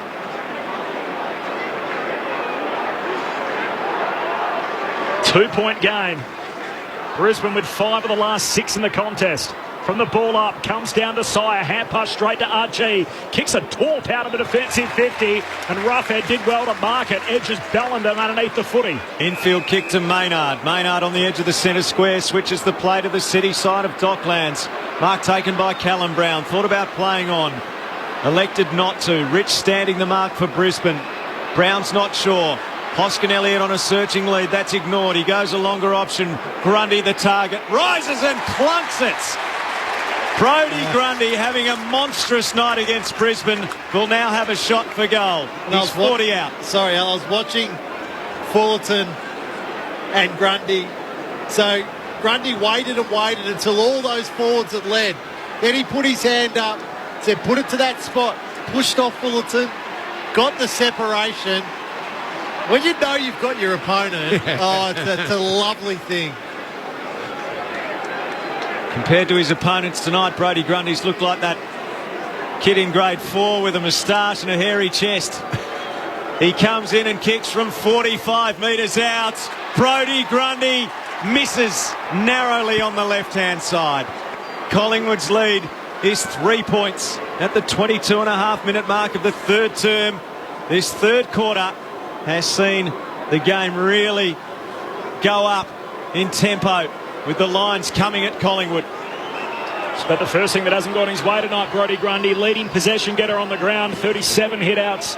Rich long kick to half-back, Moore's up and trying to whack it away. Noble and Mitch Robinson fight on for the footy. Robinson goes back in, collects, hand pass forward to Sidebottom. Collingwood back with it on halfway, floats a kick to half-forward. Fist came from Payne to Gully at the drop, burns him. Turns, kicks in the Cox direction, has to wait for it. Spoil comes from the back. Callum Brown wrapped up, lost it in the Leicester tackle. Still lets them go. Tyler Brown paddles it back door. Marcus Adams just chucks it on the boot. The surge kick out to the wing. Madgen back with the flight, drops the mark, puts himself under the pump. McCartney tackles him, he's caught. Umpire says play on again. Brisbane work it out of traffic. Here's McCluggage. Short kick over to Devon Robertson. Got it forward of the wing for Brisbane.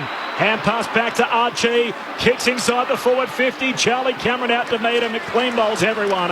Quaynor lays it back by hand to Moore, who gallops out of defence with a bounce. And he kicks it hard towards the broadcast wing.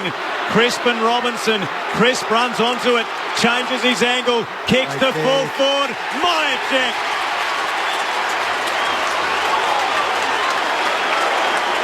Steak knives, I'll give you steak knives. Silver service, Crisp to Myercheck directly in front. You need to mention Isaac Quaynor. He come up to the contest. Charlie Cameron went back to goal. Then Quaynor got back to Charlie Cameron inside his defensive 50 to help out. Terrific play. Calamitous early. Brody Myercheck's night's getting better and better. He's got 2. And Collingwood has a 9-point lead at the 24.5-minute mark of the third quarter on Grandstand AFL. The Magpies 9-5-59. Brisbane 8-2-50. Cameron Ling, Adam Ramanauskas. Great pick-up, Rama, with Quainer. You're right, he came up, then he worked back. But I love the willingness of those Collingwood defenders to still be brave in the face of what felt like just a completely open Brisbane forward line. They were scrambling, the Pies defenders. Looked like it was going to be a goal. Quainer makes a difference. And then Darcy Moore, willing to run, bounce, take up the ground, and then kick out the grass. Crisp is out. And a beautiful kick inside forward 50, and Mychek gets the goal. Even when you're feeling that the whole world's coming at you, the willingness to still be bold once you win it back is so important. Back to 9 points, Mychek, with Collingwood's only 2 goals in his third term. Brody Grundy, another hit out in the middle opposed to Fullerton. Fullerton at the drop, hand pass out to Archie, clever, taps it to Jared Lyons, advantage, turns, kicks it deep, Roughhead backing back. Takes the mark for Collingwood. Knew there was contact in the other direction, and Roughhead, courageous mark. 15 out from the defensive goal line. He goes short to Quaynor. 26 travel in this third term, and they're just withholding the Brisbane charge at the moment. Short kick to Sire. Kicks in the centre square for Pendlebury. Pies by 9. Pendlebury short kick to DeGoey. Inside the centre circles. Right in the middle of Dockland. Short kick for the Pies. Gets to Mychek on the hop. Rolls around onto his left boot. Turns it over. He needs to change his boot. Yeah. Brody Mychek. Don't do any field kicks now. Off to Zorko. Zorko to the wing. Lions marks. Plays on. Quick movement. Brisbane to Hipwood. Hipwood 60 out. McCarthy the deep target. Danaher leads to the pocket. That's where Hipwood goes. Oh, it's just too high. More the spoil. Zorko the rove. 55 out within range. Launches long. It's across the face. McCarthy edges out his opponent. Push in the back. Blatant free kick Magent between the goal and point post down at the Lockett end of the ground. Collingwood by 9 points. 27 played of the third. Oh, that's not a good kick from Magent. Miss Roughhead. Collected out there by Jared Lyons. Hand pass to Danaher, who snaps and misses. Gee, he had more time than he thought. Behind for Danaher. Collingwood's lead cut to 8. That's as Jeremy Howe tries to bring the footy back into play, kicks it too wide. Was he outside the... He must have run outside the goal square. Yeah. Otherwise, it's on the full. Yeah, and ends up skidding out without being touched. Half forward for Brisbane, so a boundary throw in. Pies by 8, half forward for the Lions. Grundy comes to meet it against the Hipwood, knocked it down. Lions soccers it forward. Cameron's got it, he's tackled, dragged down, no Pryor, rumbles free of the pack. Quaynor's clearing kick towards the boundary line. Marcus Adams hands to it, no mark for Brisbane, it's out of play. Attacking side of the wing for Brisbane. 70 around from the Lions goal. 9-5-59 Collingwood. Brisbane 8-3-51 at the 27-minute mark of the third quarter. The margin was also 8 points at half-time. Grundy and Fullerton. Grundy knocks towards the boundary. That will be three-quarter time on Grandstand AFL. Don't go anywhere. This game's gone up a notch or two in the third. Collingwood still leading the game by 8 points. 9-5-59 Collingwood. Brisbane 8-3-51. On Grandstand AFL at three-quarter time, the goal kickers for the Magpies. Cox 2, Mychek 2, both in that quarter. Singles to DeGoey, Dacos, Sidebottom, Thomas and Sire. For Brisbane, 2 goals to Danaher, 2 goals to Cameron, singles to McCluggage, Neal, Berry and Hipwood. At three-quarter time, it's Collingwood by 8. Off the SMS, the Traralgon Tiger. G'day, guys. Listening to the game whilst lying on the couch on the deck on a fantastic night. How great is this warm spell of weather in Victoria? Gotta love autumn. Very unseasonable, it must be said. We'd love to hear from you on the SMS 0437 774 774. It was the Pies by 13 at quarter time, 8 at the half, and they split the term, so still 8 points at three-quarter time.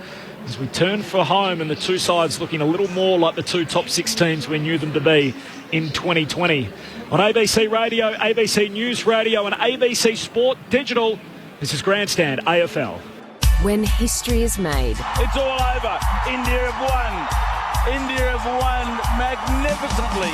ABC Sport is there. He's over the halfway line. Mansour coming. Game, set, bingo. Premiership. Commercial free. The Tigers are still the best team in the land. 3 flags in 4 years for Richmond. ABC Sport. On radio, online, and on the ABC Listen app. The 2021 AFL Premiership season on ABC Radio and on ABC Sport Digital. Hitwood with that long left boot down to another lefty. Danaher, who's up and marking. Had the sit, got up onto the shoulders of Roughead and took the mark. Turns and drives his kick right deep. Charlie Cameron! Cameron leaping up in the goal square with the hanger. Just outdoing Danaher one after the other. And to finish off his work, he puts it up into the second deck. Came on here in a big way. Just back from concussion problems as Chris Mayne missed the first 2 games of the year. Crunched by Charlie Cameron. Yeah, this is interesting because the doctor's telling him to come off. Mayne's saying he's fine. Maynard, he kicks towards 4 foot. Mychek being held. Free kick against Andrews. He'll shoot for goal from 25 out, just to the right of centre. To turn the tide of his own night, kick a crucial goal for Collingwood. Brody Mychek pops it through. Chris Mayne came off at that stoppage. He's now in deep discussions. He's not happy. He's talking to the 2 doctors, protesting his case. It does look as if they want him to have a head injury assessment, and he's saying, I'm fine, I don't need one. Well, that is one argument that should never, ever be won by the player. Absolutely played for that, Mitch Robinson. And that's a beautiful pass into the forward pocket to McCluggage. Collingwood fans, they're right on top of that. They did not like that for Mitch Robinson. Steel Sidebottom's giving it to him as well. Hugh McCluggage to have the shot at goal. 35 metres out to draw the lines back within 2 points. Hugh McCluggage, goal. Crispin Robinson, Chris runs onto it, changes his angle, kicks the full forward. Mychek, calamitous early. Brody Mychek's night's getting better and better. He's got 2. And Collingwood has a 9-point lead. Oh, that's not a good kick from Madge, and this Roughhead collected out there by Jared Lyons. Hand pass to Danaher, who snaps and misses. The 2021 AFL Premiership season on ABC Radio and on ABC Sport Digital. Third quarter action, 2 for Brody Mychek, 1 for Cameron, 1 for McCluggage. Had a bit of everything that third term. This Holy Thursday blockbuster game right on. Collingwood by 8 points as we turn for home. Corbin Middlemass, Al Nicholson, Roger Aldridge, and our grandstand AFL experts Adam Ramanauskas and Cameron Ling. Brisbane have been building their game all night based on their pressure, and it's been terrific at times. Hard tackling, hard work, stripping it off Collingwood. It's just with a couple of little opportunities, Rama, when they've either gone forward. We saw the shot at goal from Joe Danaher where it was a wasted chance, but a couple of their kicks inside 50 just not quite nailing it, and Collingwood have been able to counter-attack a few times and score those slightly easier goals, which gives them that 8-point lead. I thought half-time we highlighted the stoppage work across the middle of the ground, how easy it was for Collingwood. They fixed that up. It wasn't as obvious, and I think they brought 1 or 2 numbers up there just to mess things up a little bit. And even if Collingwood still had an extra number, it wasn't clear who it was, and they weren't getting a big advantage from it. And it felt like the game got back a little bit more even in that third quarter by that one little subtle tactical move by Chris Fagan. It was a real arm wrestle that quarter. Both teams, 2 goals apiece, even quarter, but it was the work of both teams' backlines when they were both under pressure. Brisbane obviously up one end, Collingwood up the other. There was some real terrific individual displays of defence in that third quarter. For Brisbane to win, they've just got to be bold with their ball movement. You know, ask the question of Collingwood. Keep asking the question. They probably missed 3 or 4 opportunities that quarter where they could have scored again, the Lions. So you've got to keep asking that question now. Don't go back into your shell. Don't try to save the game in a sense and take it down to the last minute. Attack it. Attack this game, because when they have done that, it's caught Collingwood really off guard. Well, it's funny how things open up. Yeah. I mean, you know when you played, you go, you wheel and go, you go quickly. Yeah. Something great and beautiful might open up. You can hit that beautiful kick and away you go. Even if it doesn't, something else will still present, maybe an easy one, and then it's the next person's responsibility to be a bit more brave with the ball. Things will happen. You can make decisions while moving. So the major concern for Brisbane is clearly Brody Grundy. If Fullerton can break even in this last score, just break even, doesn't need a win, just break even with Grundy, it's going to give Brisbane a great chance. Roger Aldridge on the boundary. Rog. Chris Mayne looks to have passed his concussion test. He sprinted out of the race and to the huddle, but he's still got to spend another couple of minutes off the ground because I think he's got to spend 20 minutes off the ground if you undergo a concussion test. 1 quarter to go. Collingwood by 8 points. Grundy wins it down to Taylor Adams. Tackled as he kicked. It ends up in the hands of Fullerton, the opposing ruckman. Sends Brisbane out to the city wing. Bouncing ball in front of Berry and Maynard. Tom Berry had a touch on it. They both shared it. Out of bounds it goes. 70 out from the Brisbane goal. Steele Sidebottom's played big chunks of this game up forward for the Pies. He's moved back into the more familiar on-ball role. Uses his hard running to run out this game. Boundary throw in, outer side. Grundy tapped it down. Not for the first time. Cleared away from the pack by Taylor Adams of Collingwood, but intercepted by Marcus Adams of Brisbane. He's on the wing. He chips to the half-back flank and Birchall. Birchall switches towards centre half-back and Starcevic. There's a famous Collingwood name. Nephew of Craig. Brandon kicks to the back flank to Lester. Kick goes down the wing towards half-forward. Cameron's got the sit, flies early, gives away the free kick. Unrealistic. Pleads your innocence, but it'll fall on deaf ears. Quaynor, who's had a good night with the free kick at left half-back. I think he had a very good night.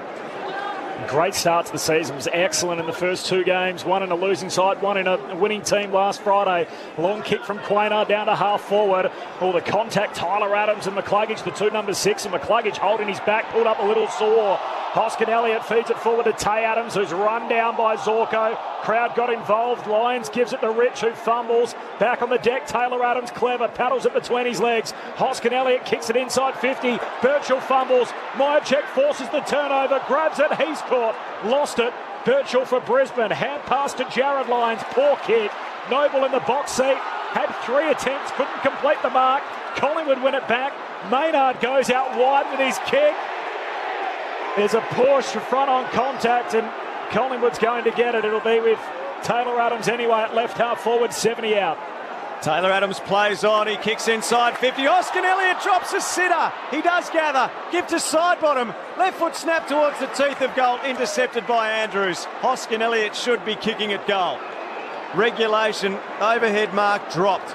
Kick goes to the back pocket. Robinson of Brisbane goes to the back flank. Starcevic with 3 to beat through the hands of Roughhead. De Goey picks up for Collingwood. Hand pass to Pendlebury, usually creative. Hand pass to Howe, runs to centre half forward. Unloads with a monster!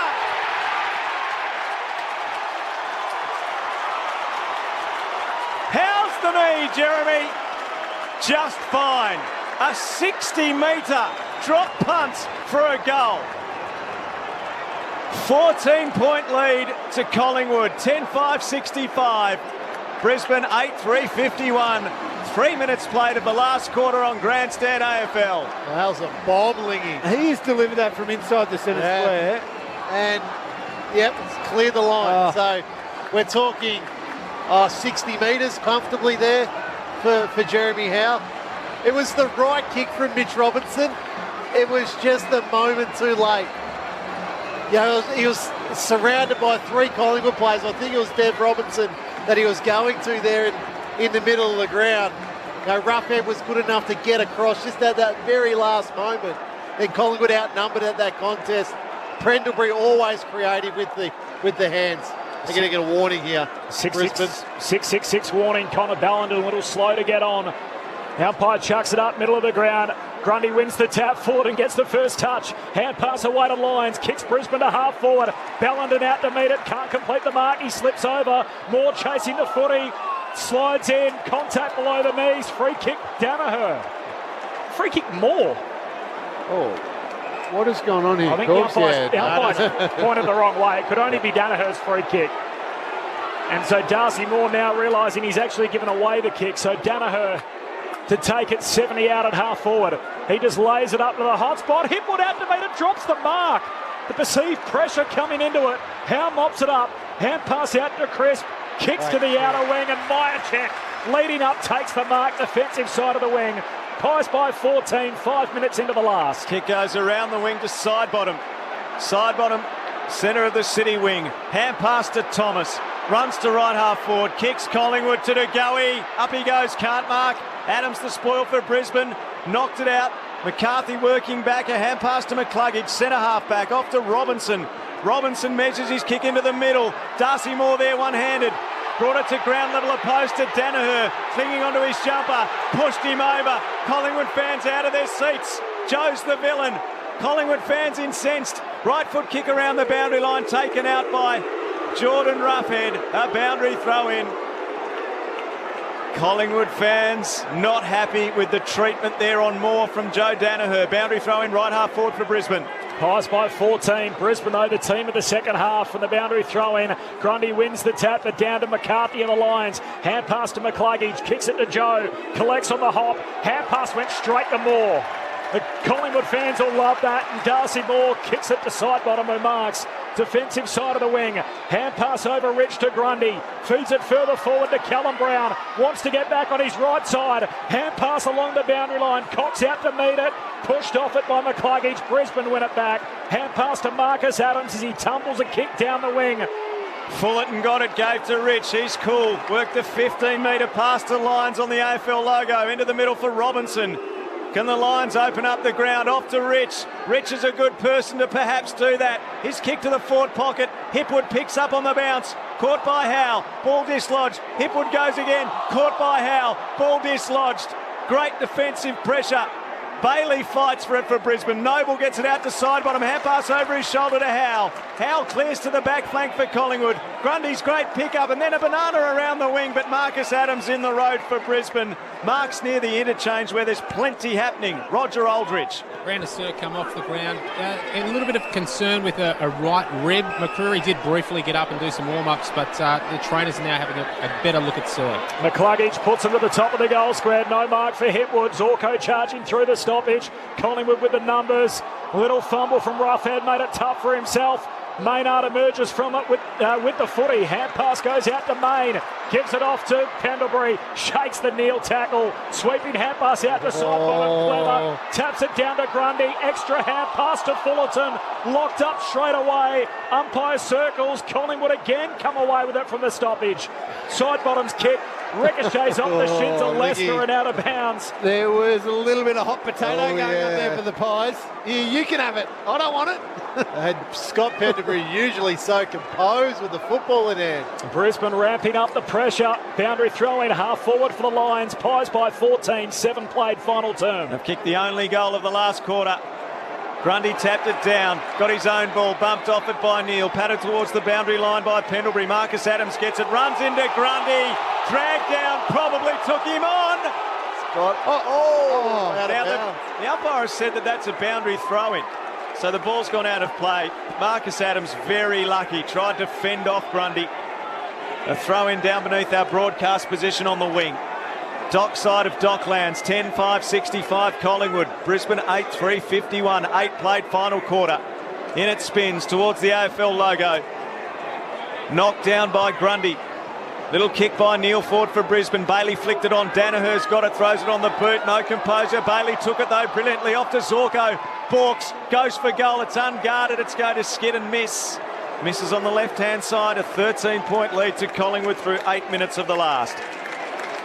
Big cheer for Brody Grundy, who sits down. Great work again by Zach Bailey. What a start to the year he's having. Collingwood by 13 points, 8.5 minutes into the final term. Roughhead roams from the kick out. Long ball to half back. Myercheck up, second attempt, got it, mark paid. This has got to be the little moment where Lions make their move. Grundy's last rest of the game. Myercheck goes beyond the wing, Cox underneath it, can't complete the mark, contact from Marcus Adams. Sits for Cox, sells the dummy, hand pass back inboard to Sire. Links up with Callum Brown, kicks to Dacos, who marks 70 out at half forward.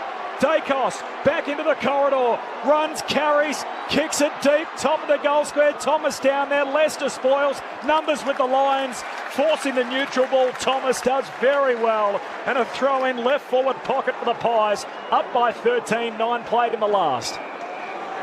blood rule here, Corbs. I think Marcus Adams it is, coming from the ground. So we're going to have a little bit of a break. It's been a frantic last few minutes. But yeah, Mason Cox will do the ruck work here. Brody Grundy will have his one and only rest for the quarter. The Lions have got to try and capitalise on Grundy not being out there. Neither medical sub made, so Beau Mccreary on debut, still waiting, the 19-year-old for Collingwood, and Jackson Pryor in his second game for Brisbane. Noise levels going up inside the Docklands for Thursday night football. Magpies by 13 points. Would be a dire situation for Brisbane to go zipping 3. Cox knocked it down. Sire gathers, snaps towards goal. Last line of defence, it's intercepted by Harris Andrews. So good at that. Hand pass away to Rich. Rich under pressure, chips to the back pocket. Thomas couldn't affect the spoil. Strong hands, Ryan Lester takes the mark and goes short to Birchall in the corridor. Birchall wants to play on, kicks to the middle. Mark taken by Tom Berry. Hand pass away. Zorko goes as long as he can. At the back, a chance for Brisbane. Lions marks, kicks to Danaher, top of the goal square, goal!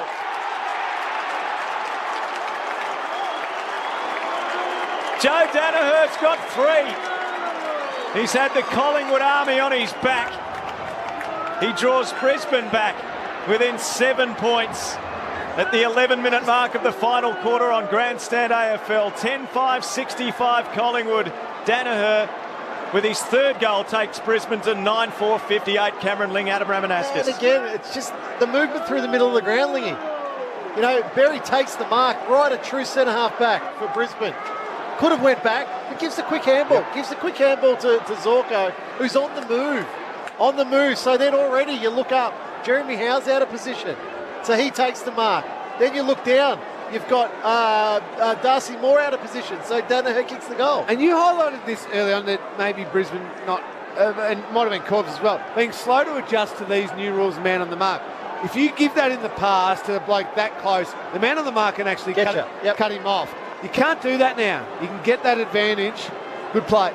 Back to 7 points. Cox wins the tap and then sockers it over his head. Archie off the wing, collects a Brisbane, kick smothered. Ricochets down to Thomas of the Pies. Hands it to Sire. His kick chopped off by Birchall. Brisbane back with it, City wing. Hand pass to Bailey. He's mowed down. Thomas has got him holding the ball. It's just an awareness thing there by Zach Bailey. And Josh Thomas to take it, City wing. 7-point lead for the Magpies. Just the noise just reverberating off the roof here at Docklands. Really ramping up in the second half. Kick down to half forward. Cox competes and then paddles it down to side bottom. Tackled, dispossessed. Cox collects, turns, kicks inside 50 to the hot spot. Lester floats through. Intercept mark, centre half back for Brisbane. Pies by 7, 13 played in the last. Lester goes short to Ballenden. Into the team for Brisbane tonight. Ballenden kicks to the left back pocket to Robinson. Another fan favourite. Robinson goes short. Ballenden top of the defensive 50. They want someone else with ball in hand. Give it to Rich or to Birchall. He goes long, Ballenden, towards the wing. Up they fly. Hipwood made a contest, didn't take the mark. Bailey's hand pass out to space. Berry paddles to his own advantage, loses them near the boundary, comes back infield, great kick. Robertson marks. His chip pass didn't carry, but it's picked up by Lester. Hand pass to Rich, a fumble, a gather, a kick towards the 50. Berry takes the mark, 49 from goal. Left of centre, hand pass to Rich, in range, goes for home. Daniel Rich draws Brisbane within a point with a trademark long ranger. A torpedo from outside 50. 13-minute mark, final term on Grandstand AFL. 10-5-65 to 10-4-64. When I say torpedo, I mean more a missile. The drop punt was a beauty. And just a momentary lapse by the Collingwood players. Berry would have been right on his range and probably not quite make it. The one bloke they had to be aware of was Daniel Rich scooting around the back. He's got the distance from anywhere within 60. And they were just momentarily thinking about something else. And Rich got it. And it's a tough goal to kick because he was heading towards the boundary. that was just a 7-iron. Daniel Rich. He didn't even give it his all. We had one lead change, 8-minute mark of the opening quarter. That was the last time Brisbane led. Grundy wins the tap, but Bailey sharks the footy. Kicks inside the forward 50. McCarthy enters from the side of the pack. No mark. Spills down to Moore of the Magpies. Hand pass to Maynard. Kicks out to half-back. Callum Brown let it bounce. It sits for Mitch Robinson. Hand pass away to Rich. The Lions win it at half-forward. Hands it into Fullerton. Fullerton kicks inside 50. He shakes it and somehow it ends up on the chest of Hugh McCluggage. It wasn't meant to go to Hugh McCluggage. McCluggage marks right half forward. Man on the mark, 47 from home. Daniel Rich could almost ask for this one again if he wanted to. No, Mychek's realised it. Gone and cut him off. McCluggage will have the shot. John Noble 3 metres back from the 50. McCluggage steps on the blue paint and sends his kick goal, and it's off target and it's through for a behind. That means we're all knotted up. 15 and a half minutes into the final term. Plenty of time. 10-5, 65 apiece. Hasn't been a level ball game since the early stages from the kick in. Collingwood bring it to the wing. Grundy can't mark. Marcus Adams for Brisbane off to Rich. High wobbler inside 50. Howe! Jeremy Howe rises on Berry and takes the fine defensive mark. They're getting progressively more spectacular. He's teased all night, Jeremy Howe. Not quite to the heights of previous years yet, but he's coming. Kick went to Tyler Brown. Defensive side of the wing. He kicks towards Grundy at half forward. Rises, can't take the mark. Pendlebury's right front and centre off to go. He broke one, broke two. His hand pass along the ground. Grundy's got to clean it up. Gives to Taylor Adams. High kick to centre half forward. They come from all directions. The fist from Leicester, but into the lap of Dacos. Centre half forward, kicks inside 50. Andrews out to meet it. Fed top one. Cox has got him from behind and it's holding the ball. He tried to take on the tackler head on. Cox came to lend a hand from the back, and in the two-man tackle, Harris Andrews is caught dead. Callum Brown to shoot. 30 out right in front. Yeah, once you try and fend, that's prior opportunity. Even though the tackler set on him straight away, he tried the fend, and is clearly holding the ball. It's funny, isn't it? If he'd just taken the tackle instead of trying to fend, he wouldn't have had prior opportunity. He would have been fine. You fend, you don't get rid of it, you're gone. It's the family name at Collingwood. Two of his siblings there. Callum Brown with a big kick. He misses out to the right from straight in front. Collingwood lead by that behind. Collingwood would have preferred Mason Cox to take that kick from that range. He's so accurate. Daniel Rich will kick it back in. 10-6 Collingwood, Brisbane 10-5. 17 played of the final quarter. Daniel Rich needs to go as long as he can. He trots through the back pocket. Sends a sizzling low pass. McCarthy couldn't take it. Side bottom. Kicks back inside the 50. Leicester had it punched away late. Dacos Rose, 45 out. Goes for home. Brown couldn't. Dacos could.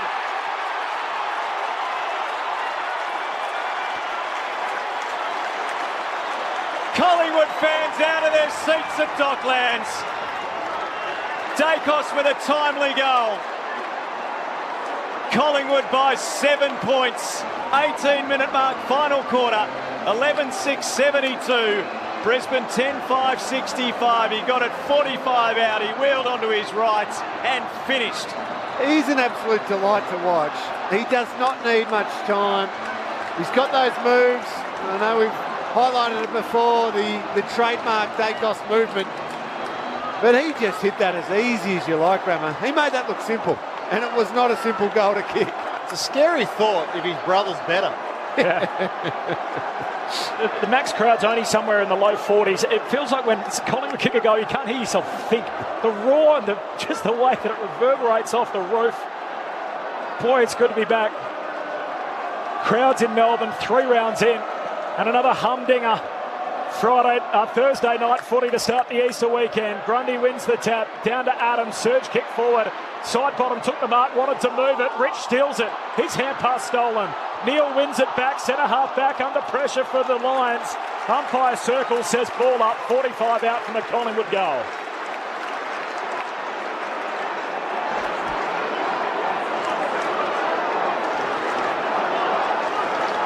Umpire chucks it in the air. Fullerton and Grundy go at it. Centre half forward for the Pies. Grundy wins it down to Goey. Hand pass back to side bottom. High kick in the Cox direction. Andrews spoils from the back and finds the safety of the boundary line. Forward pocket for Collingwood, a boundary throw in. We tick into time on in the last. Pies by 7. Gee, Grundy's influence makes a difference. Those Brisbane goals came while he was on the bench having a rest. And now the Brisbane mids just become so reactive with him back on. Boundary throw in. Grundy's palm down to Pendlebury. Took on the tackle. Hand pass over his head. The Lions need to clean it out of there. Starcevic goes through. Can't win it. Myercheck took it. Tackled. Dragged down. Clearing kick. McCluggage has had good moments, but he's turned it over here. Chris dropped the mark. It rumbles out towards the boundary line. Maynard gets there first. Keeps it in. A hand pass to Tyler Brown. Off to side bottom near the interchange. Hand pass to his own advantage. Caught by Robertson. Gone. Second game against the 2:45 game as Zorko played onto advantage, kicked it out on the full. Collingwood free kick, defensive side of the wing. And had handball runners too. They were out. Collingwood by 7 points, time on in the last. Howe back inboard to Roughhead. I was so close last week, Brisbane. I'm not sure it made them feel any better when Dan Richardson came out the next day and said it should have been holding the ball as well. On the wrong side of a 1-point result. Roughhead long down the wing, slips through off hands to Andrews. Brisbane back with it. Hand pass to Zorko to Lyons. High up and under, back down the wing. In front of the benches. Hitwood can't mark. Sire tracking the footy close to the line. Almost scores a try as he just places it down on the other side of the white paint. And a boundary throw in right on halfway. 7 points Collingwood's lead. 22 travelled in the last. The Lions coach Chris Fagan came to Melbourne a week ago, aged 59. He might leave 79 in a couple of weeks. The way things are going for his side here, another nail-biter. Grundy to the back. Lyons gets it. Off to Neal by hand, who gives to Payne. His kick perfect to Zorko. Right half forward for Brisbane. Kicks to Hipwood. He's got the distance here. Man on the mark is right on the 50. He's also got Danaher one out. He's going to play on. Kick partially smothered by Roughhead. It's marked by Robertson, but it was touched. Comes out the back. Cameron can't get it. Madgen does for Collingwood. Off to side bottom. Last line across the goal face with a hand pass to Crisp. Goes to Grundy. Can't mark. Fullerton tries to knock it to Payne. Grundy's over Fullerton. Did he drag it in? I suspect he did. Umpire does not penalise. Free kick? No. Oh, now someone's been dumped off the play. Zorko's getting into a few of his dramatic tactics here. A ball up, right half forward for Brisbane. They trail by 7. The two captains out at Pendlebury and Zorko. Grundy wins it down. Sire spun around, got the hand pass to his teammate Crisp. Kicks down the wing. Myercheck takes the mark. He's held up. Andrews lucky not to give away 50. Told to stand. Myercheck 70 out, loads up. They've got some mismatches deep. Cox in from the side, can't take the mark. Marcus Adams soccers off the deck for Brisbane. Out to halfback. Berry finds the footy on his knees. Hand pass to Neal. Neal's caught, not holding the ball. Starcevic for Brisbane. Goes back to Marcus Adams. Kicks off a step down the wing for the Lions. Grundy and Fullerton. Grundy spoils Lions, keeps it alive. Hand pass to Bailey. Shoots it inboard to Cameron. Tucks it under his arm. Has a bounce. 55 out. Looks for Joe. Joe Danaher marks 15 out. Just left of centre. Well, they got one that went against them last week, the Brisbane Lions. I reckon they might have just got away with one. Lockie Neal, to the naked eye, that looked like holding the ball. To the naked eye, to any eye? Yeah, well, I do want to see a replay, but it was holding the ball. It was stone cold. Oh, yeah. Go with your gut, Lingy. Big Joe to make it 4 for the night. They needed that one and they won't get it. Joe Danaher sprays it across the face. Collingwood by 6, 24 minutes into the final term. 3 goals, 3, Joe Danaher. Howe to the back pocket for Collingwood. Finds Roughhead. So Collingwood, they've still got to try and score. There's 4 minutes remaining still in this game. They can't try to save it. They're still going to try to score. Rough head to the back flank. No mark taken. Robinson for Brisbane gets it. His hand pass taken by Pendlebury. Rode the tackle. Got it to Tyler Brown off to Dacos. Gets through traffic off to Myercheck. Well worked by hand to Noble. Short pass to Maynard. Defensive side of the dock swing. Kicks towards Grundy. He has had an enormous night. He marks the attacking side of the wing. He's going to go long. Mason Cox one-on-one. Andrews the spoil. Who's the rove? Side bottom. Zigzags. Caught. Zorko got him. Hand pass came through to Leicester. Leicester's hand pass hits the ground. Knocked out by Krista Degoe. He threw it out to side bottom. Held without it perhaps. Brisbane through Starcevic. He's nailed by Main. It comes to the back of the pack. Noble's lurking. McCluggage goes through hard and low. Wins it for Brisbane. Kicks to Lyons in the centre corridor. Well played, Hugh McCluggage. That's 50. That is absolutely 50. Myercheck bought what he sold, stepped off the mark. He was told to stand, and now Jared Lyons will be marched inside 50 to have a set shot for Brisbane. That was a huge hard ball get by Hugh McCluggage. Noble coming one way. McCluggage was late to that contest, but was still able to win it. That is the exact reason why Lions having a shot at goal now. Off the stand the mark rule to capitalise on the 50. Jared Lyons hasn't got it. Right to the line. Joe Danaher keeps it alive, and it's helped through for a behind. These Lions keep putting thorns into their own paws at the moment. Back-to-back set shots they've missed. Collingwood lead by 5, 26 into the last. Howe to the back flank to Maynard. Maynard on defensive 50 for Collingwood. No one standing the mark, but Maynard doesn't want to go. Now he's going to trot and send a long kick around the wing dockside. Fullerton and Grundy. Grundy was held blatantly, no free kick. Collingwood fans have a right to be bemused by a few of these decisions. One of the other umpires spotted it out. He was only 100 metres away. He saw it. It was a headlock. Is he paying? What's he paying that umpire? Oh, he's paying it to Myercheck. So Grundy didn't get the free kick. He found another one. Anyway, it's a Collingwood free kick, and that's what matters at the moment. Brody Myercheck's got it on the wing. Collingwood holding on to a 5-point lead. Brisbane, preliminary finalists last year without a win this season through the opening 2 rounds. We're at the 27-minute mark of the last quarter. Roughhead received it, goes long towards the half-forward flank, and Marcus Adams takes a contested mark for Brisbane. Off to the impressive McCluggage. His kick smothered by Myercheck. Goes out near the interchange. It will be tossed back into play slightly. Collingwood's attacking side of centre wing.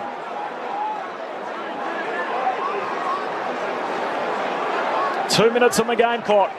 27 travelled in the last from the boundary throw-in. Grundy wins the tap, down to the lap of McCluggage, surge kick down the wing, bouncing footy, nice tap Noble, controls it for Collingwood, gave it to Crisp, tackled, Maynard competes, spills down to McCarthy, high kick to half forward for Brisbane, Hipwood out after it, Roughhead takes a neat mark, got Hipwood underneath the footy and takes a towering mark. Just kills you inside forward 50, Roughhead too good, Hipwood just had to bring that to ground. Roughhead goes to Moore at fullback. Collingwood can't slow it down too much yet. Told to play on. Moore's got a kick to the back flank. Taylor Adams and Neal. Neither can mark. At the back, McCluggage has been huge in the last quarter off the ridge. Screws it over his shoulder. Hipwood a fly. No mark. Took out Robinson, his teammate. Danaher near the boundary. Can't win it for Brisbane. Crisp does. Near the boundary line at left half back infield, hand pass to Tyler Brown, off to Pendlebury on the 50, curling kick around the wing, Rich is there, Andrews there, charging at it wide kick, forced the contest and helped it out of play. Boundary throw in centre wing down beneath our broadcast position. Collingwood 11-6-72, Brisbane 10-7-67, 28 and a half played of the last quarter down to Rog. Yeah, Brody Myercheck's just stumbled off the ground after copping one in the ribs from Marcus Adams just in that contest. Side bottom at the stoppage, surge kick forward straight onto Leicester's chest. Brisbane have got to go. Collingwood by 5, 29 minutes into the last. Hands it back to Birchall. Tumbles a kick into the middle of the ground. No mark for Andrews. Brisbane still a chance. Hand pass from Robertson. Back with Andrews. Hands it away to Starcevic. Kicks in the middle of the ground. Robinson. They're going forward. Rich hits the target. It's him again. Zach Bailey takes the mark. the big play last week with the tackle on Blitzarves. And with 10 seconds on the game clock, he's got the Lions' destiny in his own hands here. I hope he doesn't try and run out at the last second. No, the sign's probably going to go and warn him. Just hold it. Siren goes. Zach Bailey to win it after the bell for Brisbane. He gets his moment this week. Zach Bailey's kicked the winner after the bell. And these caged Lions are on the board in season 2021. Away from their natural habitat. They've won it after the siren. Zach Bailey, what a difference 6 days makes. Brisbane win it by a point.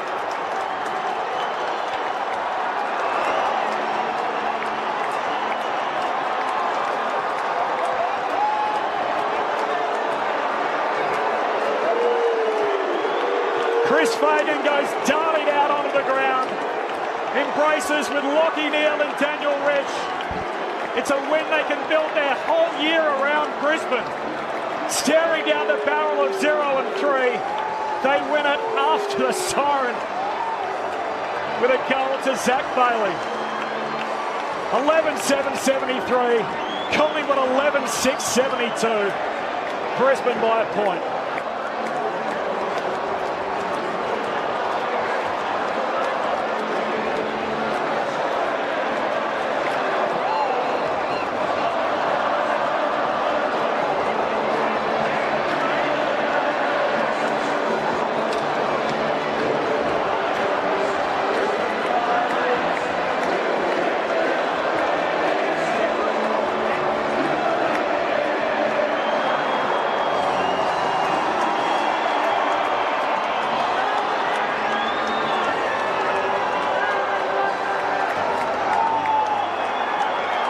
The sound inside this stadium with the roof on.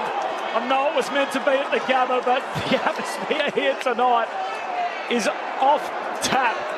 There's cheers, there's cheers. The two teams now shaking hands. The reaction from the Brisbane team. And Zach Bailey, the 21-year-old who last week had Mark Blitzarves cold holding the ball, denied his moment by a bad umpiring decision. He comes out to kick the winner here after the bell, and Brisbane are on the board. Both teams 1 and 2. And Alistair Nicholson, he becomes the first Brisbane player to kick a goal after the siren since Ash McGrath, the old miracle on grass. Corbin, on that occasion they came from 53 points down, Brisbane, which seemed a horrible situation to be in. Well, the situation of this week and where they were and where they could have been had they not got up, and what it could now do. It's extraordinary. So you have to go a long way back. Just look at Harris Andrews' reaction out here with his teammates. He is so fired up. Ash McGrath was 2013, Jack Nunes and Robbie Gray both last year with goals after the siren to win games. But how clutch from Zach Bailey, and the emotion everywhere. It is something you could build a season around. I think that was beautifully put, Corbin. Well, you're exactly right, because 0 and 3, the stats say you're not making the top 4 and you're doing very well just to make the top 8. They're now 1 and 2 and feeling incredible. That goal, you can see the reaction. Chris Fagan got out there straight away. He was hugging all the players. They've spent the week in Geelong and Melbourne, and we know they were heading on a bus and they had to be diverted and all of that. The bonding experience of this week and now with this win can really catapult them into something for the rest of the season, versus they lose this game and then they say, oh, well, the week was horrible, and they wouldn't be making excuses, but that's just the impact it can have. This is huge for them, Ramo. That composure in the middle of the ground from Daniel Ridd to find the target. He would have known there's only seconds remaining. A lot of other players in the competition would have just bombed that ball as long as they possibly could. 225th game tonight, Daniel Rich. Steady, composed, found a player directly in front, 40 metres out. It wasn't a contested mark by Zach Bailey. It was Daniel Rich's composure and steady left foot that put then the game on Zach Bailey's boot. As soon as the ball left Zach Bailey's boot, he knew it was a goal. Oh, yeah. He said the hands were straight up in the air. It wasn't one of those, it was, I've got it, it's a goal. We're 19 games into the season. That's the third one-point result we've had so far. Brisbane have been involved in 2 of them. Of course, after what we witnessed Friday night, just 6 days ago, Brisbane thought they were going home on Saturday. They thought they were going home on Sunday. The bus turned around, told to stay. They'd packed for 2 nights. They're going to be here for at least 16. And when the siren went tonight, they were looking at 0-3 to start the season from a side that's been in the Final Four the last 2 years. And on one kick from Zach Bailey, it may just turn their season around. I can't believe it was Zach Bailey. Of all the players, it's amazing. How good is sport? Who else could it have possibly been? After the events of last week. And the Brisbane Lions make their way off the ground. What a night. Collingwood by 13 at quarter time. They led it by 25 midway through the second quarter. Pies by 8 at half time. Pies by 8 at three-quarter time. And even in the final term, they led it by 14 points early in the last. And Brisbane rallied to kick 3 of the last 4, including the winning goal after the siren to Zach Bailey. There was 28,000 in it. Felt like there was 78,000 in tonight. Brisbane win it by a point. 11-7-73. Collingwood 11-6-72. The goal kickers, first of all for the winners, 3 for Joe Danaher, 2 for Charlie Cameron, and then singles for McCluggage, Neal, Rich, Berry, Hipwood, and Bailey, of course, after the siren. 2 for Dacos, 2 for Myercheck, 2 for Cox, and then 1 for De Goey, Sidebottom, Thomas, Sire, and Howe.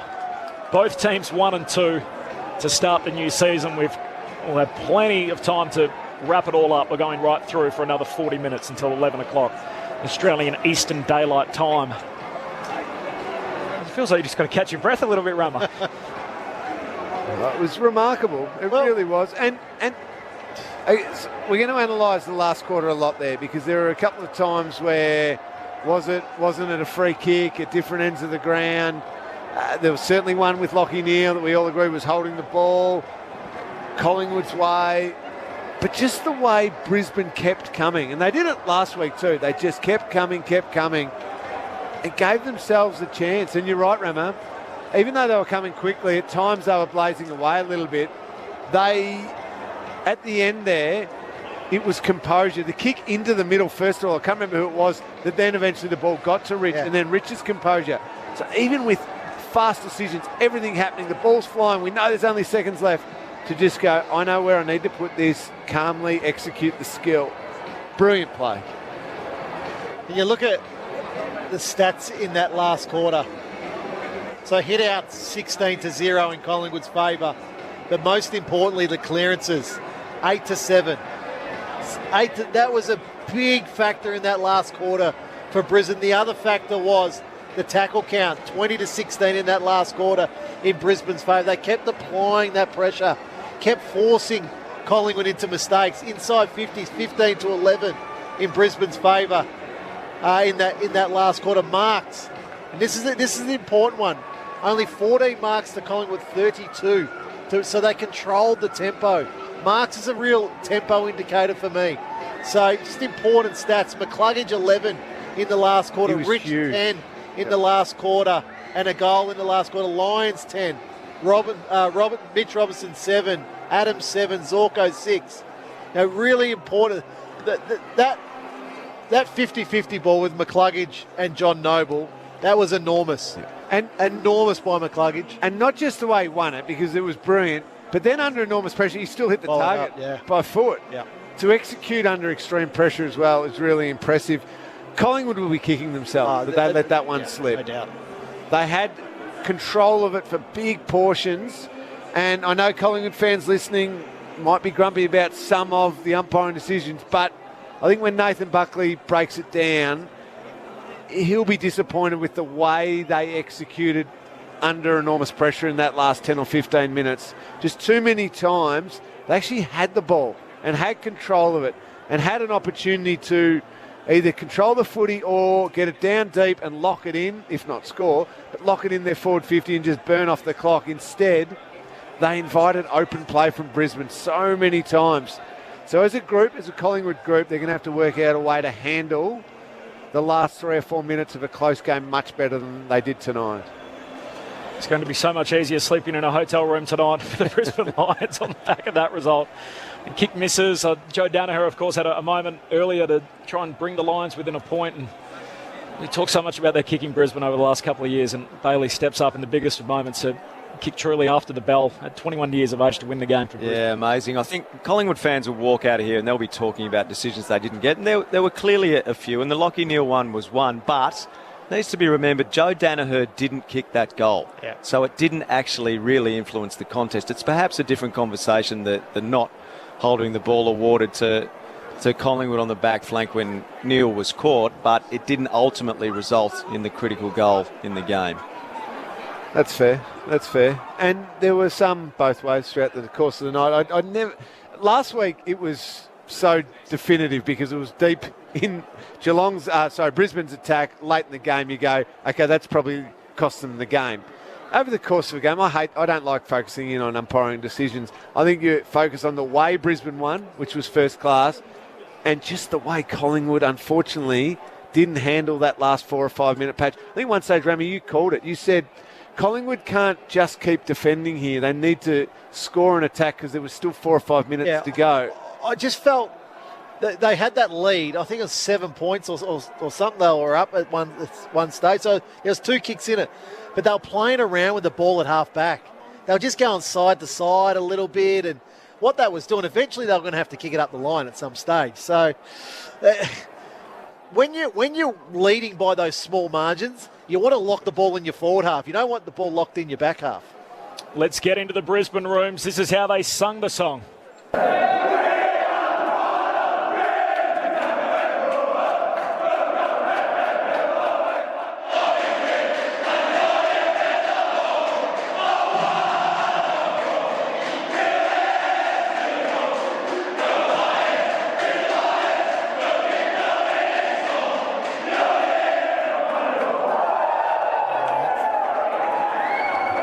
Happy bunch. Jared Berry, Oscar McInerney and Darcy Gardner all to return next week as well, according to Danny Daly a little earlier, so they'll get a few troops back. They're 1-2, the Brisbane Lions, with a win after the siren. Let's head down boundary side. Roger Aldridge. Thanks, Corbin. I'm here with one of Brisbane Lions' heroes. Last quarter goal that really got things rocking. Daniel Rich, after more than a week on the road. How does that one feel? Yeah, pretty good. I'm not going to lie. It's been a bit of a different week, as we all know, but I think the group handled it really well, and yeah, it was a pretty crazy game. But to come away with the small margin after the siren, it's up there in one of my favourite games. We've seen you flush them from everywhere over the years, but to see Zach Bailey go back and the composure to kick one after the siren to win the game, he's still fairly young, so it must be a great feeling for the team to see him do that. Oh, absolutely. He's one of those guys. He's really strong technically with his kick. It went straight through the middle. I wasn't far behind him, and yeah, it's a good feeling. You can't get the handoff if the siren's gone, though, can you? That's right. No, I'm happy to sit back and watch them go through. I'll throw it up to you, boys. Well, Dan, congratulations on the win, first of all. What a game of footy. We remarked how incredible your composure was through the middle of the ground. When you got that handball and then you were able to hit up Zach Bailey, just tell us, what were you seeing? Did he just open up perfectly and it was clear as day, or did it just look like a mess of players and you had to spot him out of somewhere? It's one of those ones where often when you and defenders like to zone back and fold back, so there's typically a bit of space if you can find a hit up sometimes. And he actually came across laterally and saw him out of the corner of my eye, and it kind of opened up, and I was lucky to hit him up. That was a beautiful kick. Can you tell us what shifted in the game when you guys were able to get control of the game? At different times they had it, but why was it when you guys were able to get on a run that you were doing compared to when Collingwood were controlling it? I think I don't know the stats, but it felt like a lot of Collingwood's goals were from our I suppose errors and fumbles or turnovers, and being a bit rushed heading inside our 50. The ground's nice and big and it makes it a bit easier to transition, so that was more in the first quarter and the first half of that second quarter. And I felt like we turned that around a little bit, got a bit more delay inside our forward 50, and it makes the game a little bit easier. Dan, the pressure is what I noticed. I thought that lifted after quarter time. It looked like Collingwood were having their way very much in that first quarter. You know, being able to probably walk through you guys, particularly through the middle of the ground. Then that pressure rate lifted. Did Fags mention that to you guys at quarter time? Yeah, I think it's a constant, regardless how good you're going. That's a very important part of the game. That pressure and that contested side of it, especially as defenders when it's coming out the front of stoppages or they're streaming through the middle. No matter how good your defence is, they tend to open you up. So that's a big focus all the time, to be honest. Brody Grundy's won the hit-out count 63-4 today. But the stoppages in the end, clearances were 35, Collingwood 30 to you guys. What was the message to Tom? Because, look, there's no doubt he was up against it, but he kept going, he kept trying. Yeah, his strengths, obviously, he's a really good runner and he competes really, really well. He's obviously really new to the game, so for him it was just about to compete, and to be able to, I suppose, spend that time on a premium ruckman in our competition is invaluable, and I think he did a fantastic job. It's obviously been spoken about that the hit-outs aren't everything. It makes a little bit of a difference, but if you can clean them up on the ground, then it kind of equals itself out. Now, you being obviously one of the elder statesmen of the group, can you take us into the mindset of the players this week? When you were told, look, you're going to be staying in Melbourne, you know, you've probably only got a couple of T-shirts and socks and jocks and you thought you're going home, but was there any guys that complained, or was it simply, look, you know, this is what we've got to do now, it's one in all and we've just got to get on with it? Oh, you're spot on. No one complained. It was obviously, there was a few different changes here and there. We got told to wait another 24 hours and then got pushed back. But the mindset of the boys is really good. We're a really tight group and really enjoy spending time together. We actually train at a fair few different grounds across Brisbane. So we're pretty flexible in our mindset, and hopefully that played a part in this week. But we've got another tough contest next week. But these moments and these times really are invaluable to the team and the club going ahead. Do you know what you're doing this week yet? Are you going to fly back? At this stage, we're told we're heading to Ballarat on Wednesday. We play the Bulldogs down there. That was scheduled in regardless of the situation. We play them Saturday. So we've been told we're heading there Wednesday at this stage. We'll train down there Thursday, Friday, and then crack in on Saturday. So we've got a couple of days off now over the weekend. The weather's nice in Melbourne, I see, so it should be a good few days. Daniel Rich with us on Grandstand AFL. The Brisbane Lions winning after the siren. Zach Bailey kicking the winner. So from 5 points down to 1 point victors over Collingwood tonight. Daniel Corbin, Middlemass here. I'm fascinated by the logistics of the whole thing. So as we said, packed for 2 nights. When did you start to run low on supplies, and what did you have to go and stock up on? Oh, we've actually done pretty well. I don't want to give him too much of a pump up, but a mate of mine in Brisbane, LSKD, sent us 2 massive packs of clothes and undies and all that kind of stuff, and the boys are pretty wrapped with that. But we've had a lot of small groups along the way help out. Obviously the AFL will cover a few expenses, but as I said, the mindset of the boys, a flexible mindset just to get it done is what it's all about. There was no doubt a bit of our training gear was a bit smelly, but that's all part of it. Danny Daly told us pre-game that he's had numerous requests this week. He sent out a lawnmower to someone's house. They've had Uber Eats vouchers going out. Can you take us inside some of the requests that you've left behind suddenly and realised that a few of the boys had business that they were meant to tend to this week? Yeah, to be honest, I think we're pretty lucky here in Melbourne. We get to obviously live just like everyone else in Melbourne, and the toughest thing is probably for the families back in Brisbane, to be honest. They were in a lockdown, and obviously the uncertainty of it all was tough with guys with partners and kids and all that type of stuff. So to be honest, that was a thing that the club really looked after really well, so the players could focus on the task at hand. So a big shout out to our families and friends back in Brisbane. Daniel Rich with us. Daniel, Al Nicholson here. It sounds like you're able to turn this very difficult situation into a positive, an opportunity in a way. What do you think this win tonight can do for the team? Oh, lots. It's one of those hopefully season-defining wins where we can launch off that. I think we played really well last week, and we're pretty close to obviously getting the 4 points last week. But the good thing about this group is we butted up again and put in another pretty good performance. But hopefully wins like this are the launching pad for the season. And it's easy to see the magnitude of a Brisbane win because it's reflected in Chris Fagan when he charges out onto the ground and his eyes are bulging and he's smiling and he's hugging everyone left, right and centre. How infectious is that? I mean, to see his emotion after a win like that. I love it. I can't describe how passionate he is about getting the most out of us as players and as people, and doing all we can to win the games.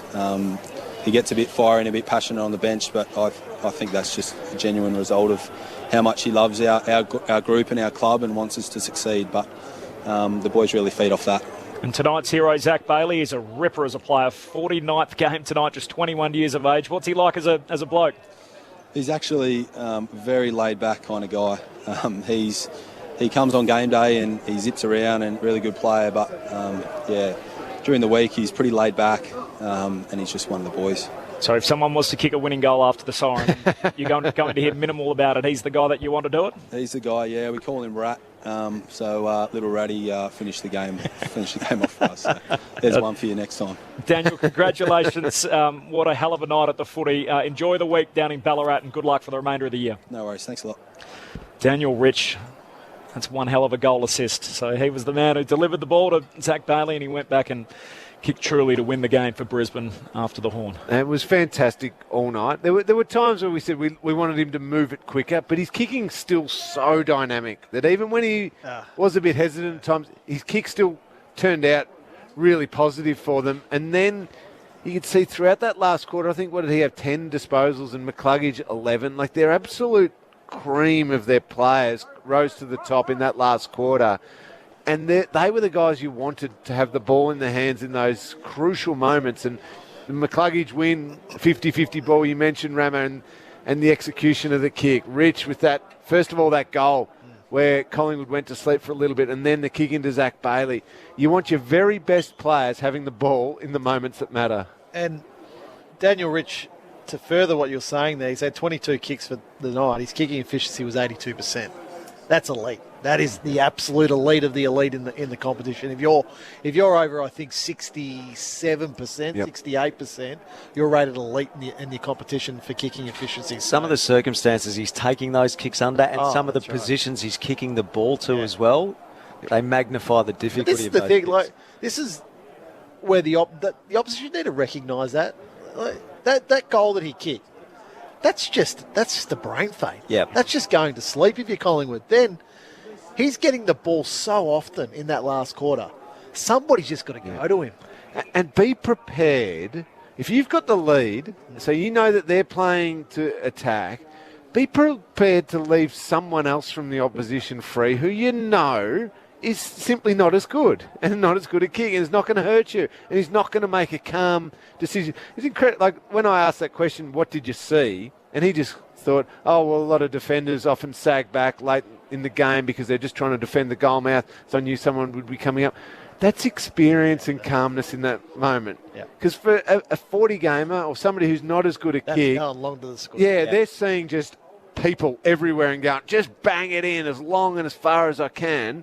And Collingwood would have had that covered because they did have numbers sagging back. So just, you leave those types of players free. You don't leave Daniel Rich free in last quarters when the team's trying to come back. El touched on the moment after the final siren, Chris Fagan running out, so emotional, cheering with his team. I imagine as players, when you see your coach so animated and involved in the game or in a big finish like that, it must give the group an extra bit of juice as well. Well, yeah, because coaches are more often than not a bit too cool for school and just want to, that was a good win, on to the next one. Sometimes they're a little grumpy at you even when you do win because you haven't quite executed exactly what they want. But when they charge out like that, you know it's been a good, fun win and everyone's caught up in the emotion of it. I love seeing it when coaches get out and they carry on like a complete idiot, like all of us players do when we've won a game, where you're hugging people and you're jumping on their backs. It's good to see coaches do it too. Shows what it means to them. It's still the best thing in the game, isn't it? Someone kicks a winner after the siren. I remember last year we had Robbie Gray and Jack Nunes over in Perth with that ridiculous goal out wide, and there's something special about it. It doesn't happen often, but funnily enough, it does happen more frequently in modern football. If you go back and look at the list of those that have done it, the numbers are increasing. Well, obviously there are more games for a start, but end-to-end footy. My theory on that is coaches like to take the game down to the last quarter now. They always want to make it like basketball, which is silly. That doesn't make a lot of sense to me in a 120-minute game. Let's take it down to the final 5 minutes and I don't get that. Do your work early. Do your work early, score. Likewise, so it's often the team that's up against it and just take time out of the game and see if we can go on a surge late and try and steal it and win the game.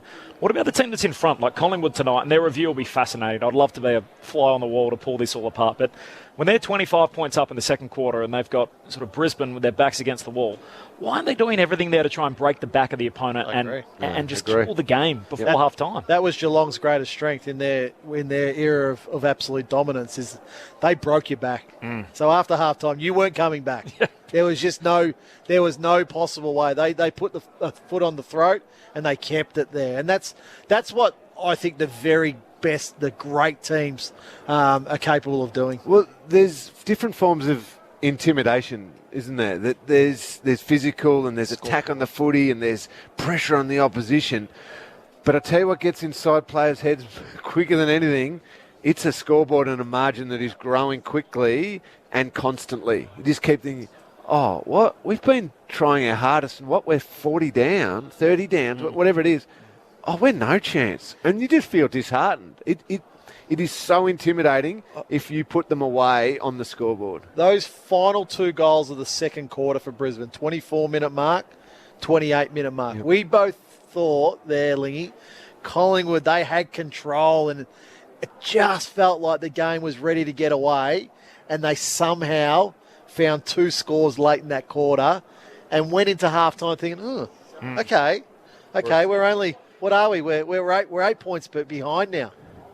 And they could have been, if Collingwood do go for the throw, they could have been 30 down at half time. And then the absolute very best, maybe a Richmond would still feel okay at that. But if you've got doubts in your head and you're a young team and you're 0-2 and all of that, and 30 points down and the team's going away from you into the halftime break, you get in there very, very flat and starting to really doubt yourself, or you start having those niggly little, well, why aren't you doing this? Well, if you were covering, and you just start splintering a little bit, and then you've got them. But at 8 points, and you can see those couple of late goals, you're feeling great. We just need to fix up a couple of little things here and there, and we're okay. Just to round out that statistical note on the number or the frequency or the growing frequency of goals after the siren to win games, the first recorded goal after the siren to win a game was Billy Schmidt for St Kilda, round 15, 1913. St Kilda defeated Carlton at the Junction Oval. Between 1913 and 2000,